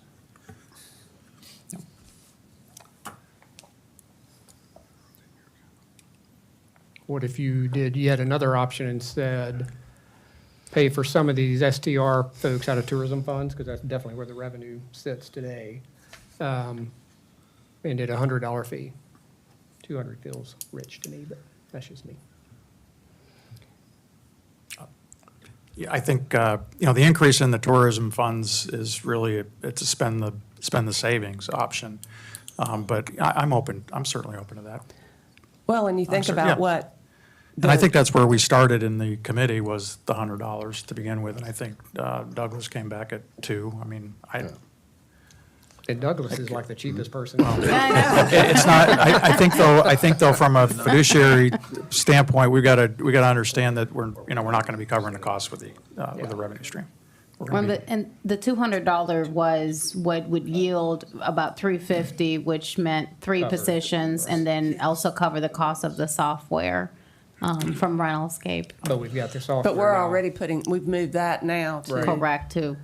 Muni A tax. Plus the other software, Scott, that we talked about as well, and that's As Muni well. tax as well. But if we did a $100 increase and then take more out of tourism funds, we could, I mean, is that a stretch on the tourism fund? Is that really stretching more than we should?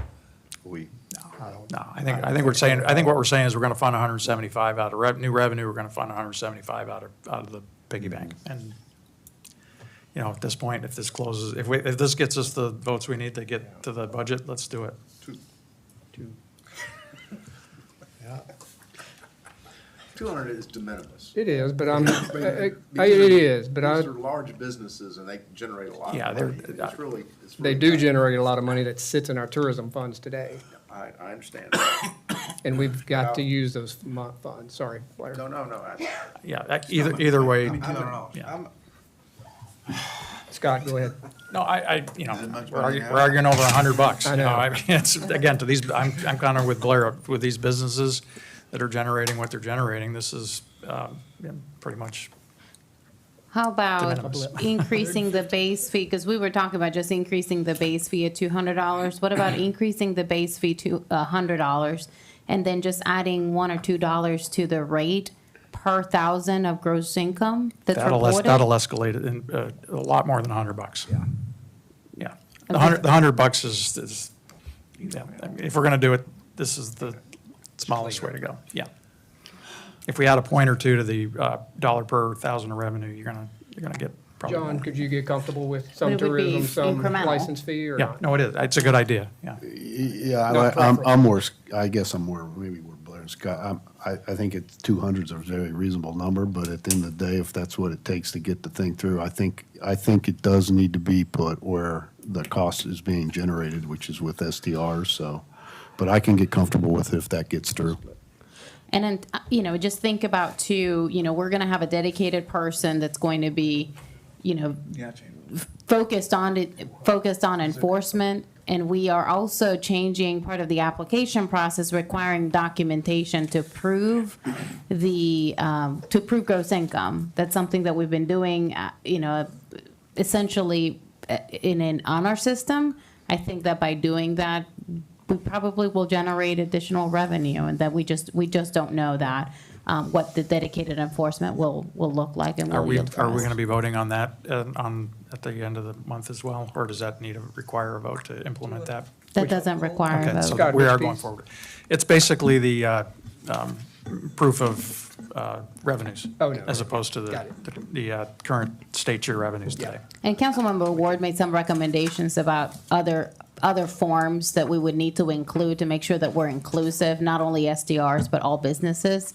So Yeah. we'll be taking that into consideration, but that would be something that I think we should expect, an increase in our revenues. Got it. Well, I'm just very pleased to see that we're finally going to have some compliance. I've been asking for it for years and years and years.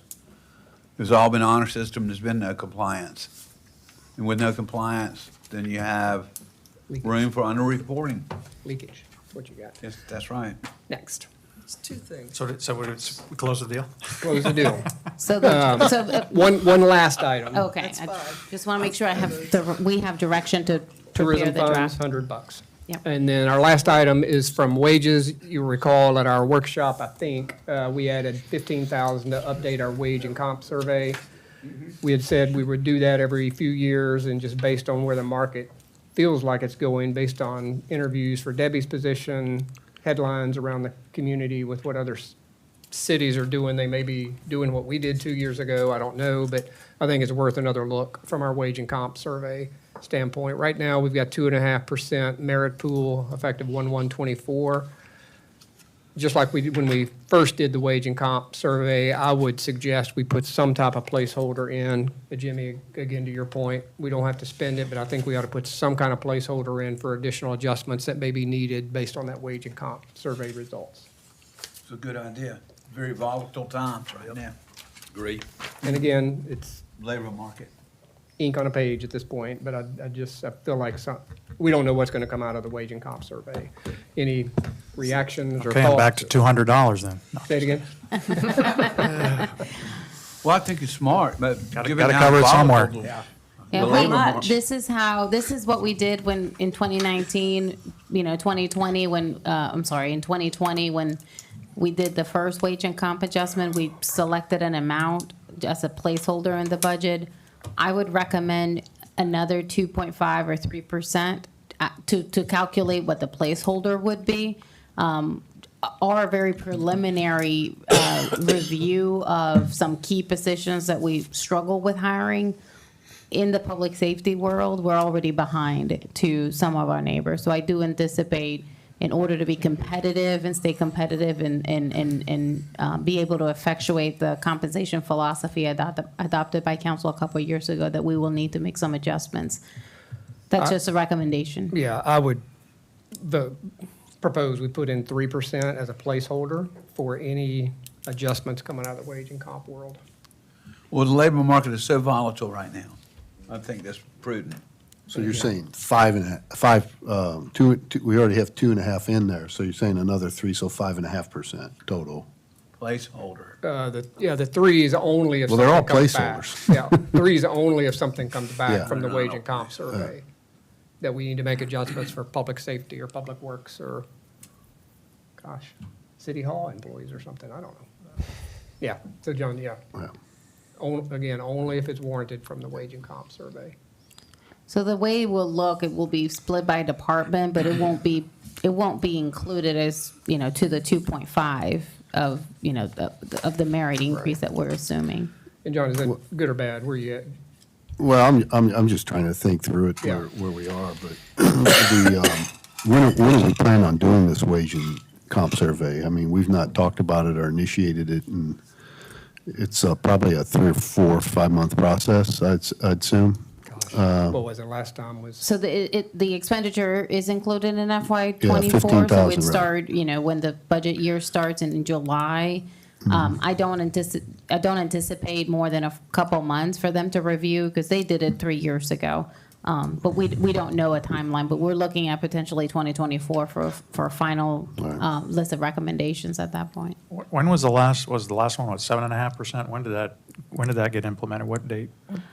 So that was an average. The majority of the employees were capped at 3%. Those that received the maximum amount of adjustments was in public safety. Those adjustments went into place in 2021. 1/1. January 1st, 2021. 2021? Or No, this year we had some. 22. I'm sorry. Or was No, it it was in 2022? 2022, January 1st, 2022. And then late last year, Oh, that's right. Late last We year, did the we had COLA. 2 increases. That was just cost of living, nothing to do with the wage and comp stuff survey. So we did, correct. to Scott's question, it was 1/1/22 is when the wage and comp results went into effect.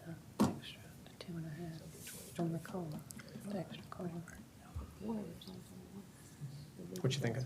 I've just got mixed feelings quick. about, I got mixed feelings about putting a placeholder for something that we don't know what the outcome is. And it sounds like if we do have to face it, then we've got money in the bank to do it.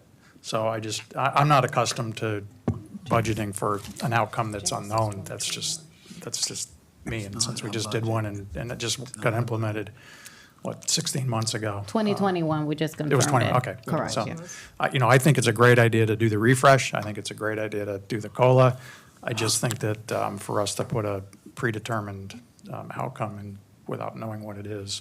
Well, no, the 2.5 is not a COLA, it's a merit. No, the 200, yeah, 2.5, yeah.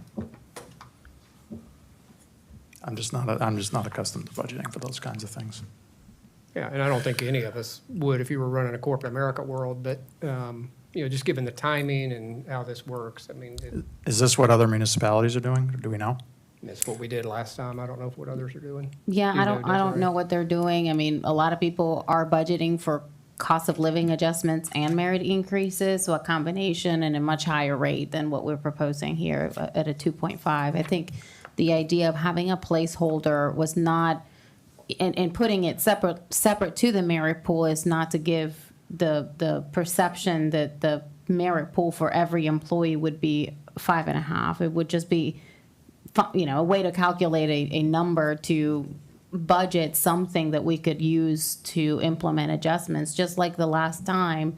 Those adjustments were very different for every employee. So they were not done across the board, and I would anticipate the same approach through this review. We don't have to budget anything, and just when we get the recommendations, it could be an unbudgeted expenditure that you all review and approve separately. I just Yeah, I think think at that, the end of the day, we're going to do the study, and this council will vote on the right thing to do from the output of the study. Whether you put a placeholder in there or not, it doesn't really make a difference. We'll find a way to fund it at the time that we make a decision, but I'm open to whatever. I But hope that's true. yeah. All right. Next slide, Amy. So so you've are we seen, putting it in or not? no, No? putting in Okay. the study. Okay. So review of key budget initiatives, you've seen this already. Public dock, $1.7 million. City Hall, $1.2 million. Drainage, we just talked about moving the second piece of the ARPA money there, $1.1 million. Paramedic program, T-dock improvements of $200,000. Emergency beach access pass, we've talked about at the county park for $200,000. Outdoor fitness court at the rec center, $165,000. Public dock green space, $150,000. Of course, we started talking about that public dock green space at $150,000 so many years ago. Who knows what it's gonna cost us now, but yes. I didn't want to forget to mention that the budget, all the drafts include a $700,000 placeholder for design and permitting of the next beach renourishment project and shoal management project. That is, we've been able to confirm that with our coastal engineers. That would be the total cost of those activities for the entire length of the project. We're not going to spend all that money in 1 year. So we're going to be adjusting that expenditure to about $175,000 for FY24. So that's, stands alone in the beach preservation funds. It really doesn't impact a whole lot of everything else, but we'll be making that adjustment. Thank you. You're welcome. Amy, go ahead, yeah. So again, to Desiree's earlier point, we'll propose first reading will happen at the end of this month. Public hearing, second reading at the May 23rd, and then have to have it done by June 30th, but hopefully we can hit that May 23rd timeframe. We've always done about that. Next item, Desiree, capital projects. Oh, gosh. Forgot How about that. fast can that happen? Can we real quick recap here? So we'll make the beach permit change. The $100 STL additional revenue with a corresponding approximate transfer in from the tourism funds to cover the other half of the 3 positions. Correct. Was there anything else? No. And then the other changes from draft 3, they stay the same. It's Right. just a change of the increase to the SDR fee. Okay. All right? Capital projects. All right, very quickly. Oh, where is it? Give me 1 second.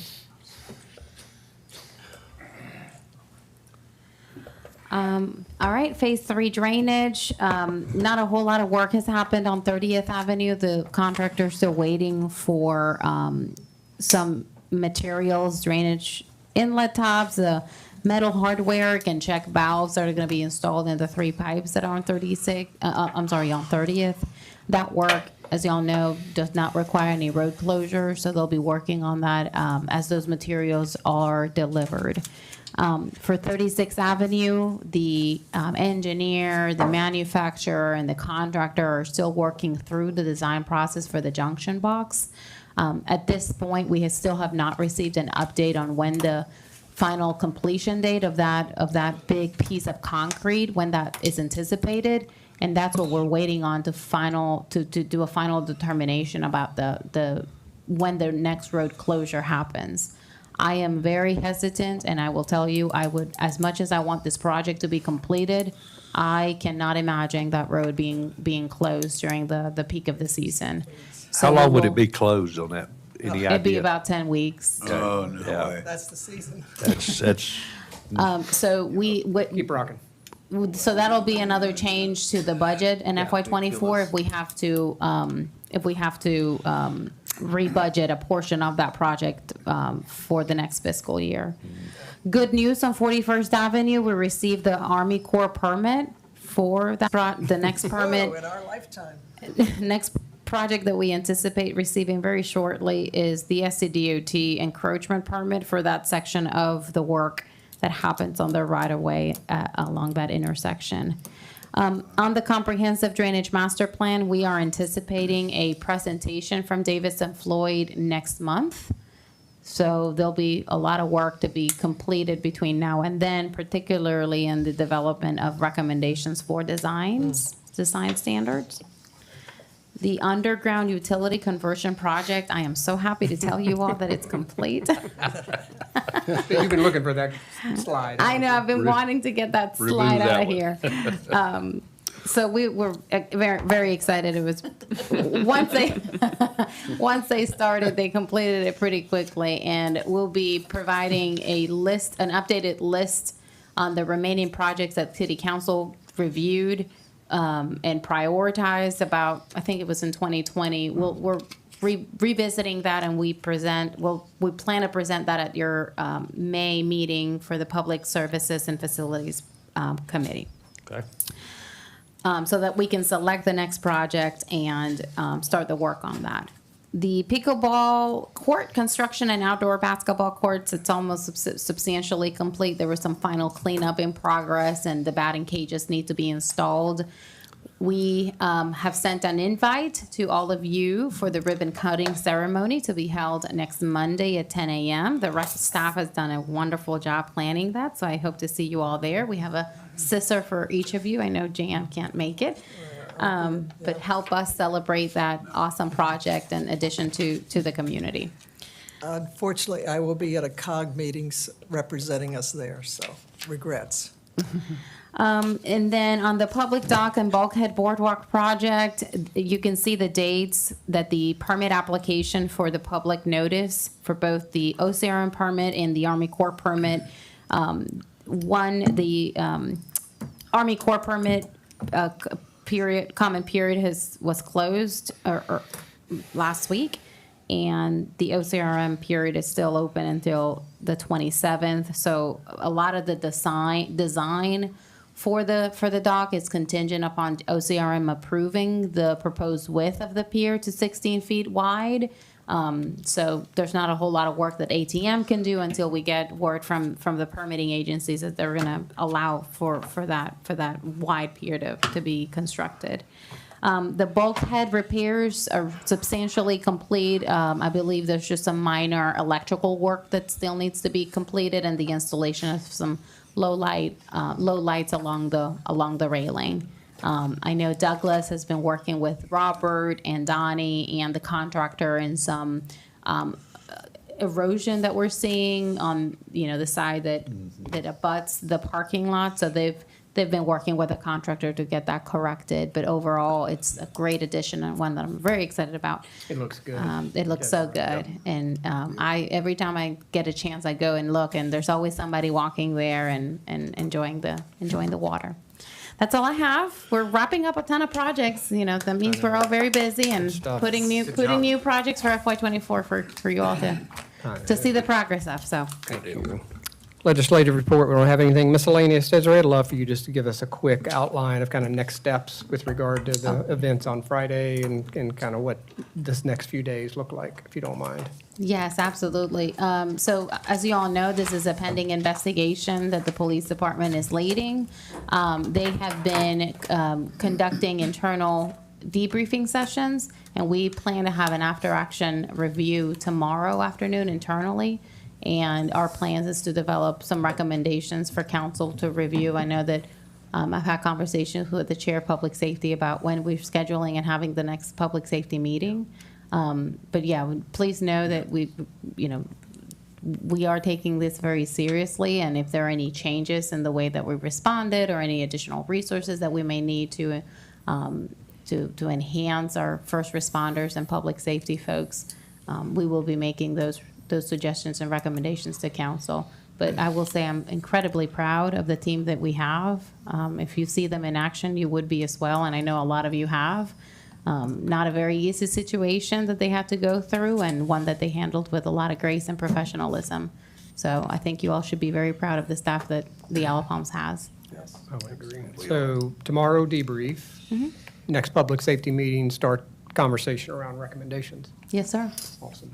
Thank you. And Chief, thank you for y'all's efforts, obviously. There being no further Well, one more. business. Will you please send us any recommendations, the public safety people, that anyone else on council has for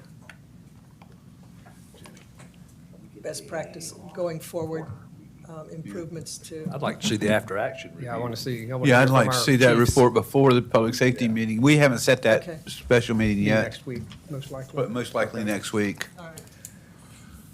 probably after the 18th. Motion to adjourn. Second. All in favor? Aye. Off record at 7:38. That was workshop and budget. 2.5.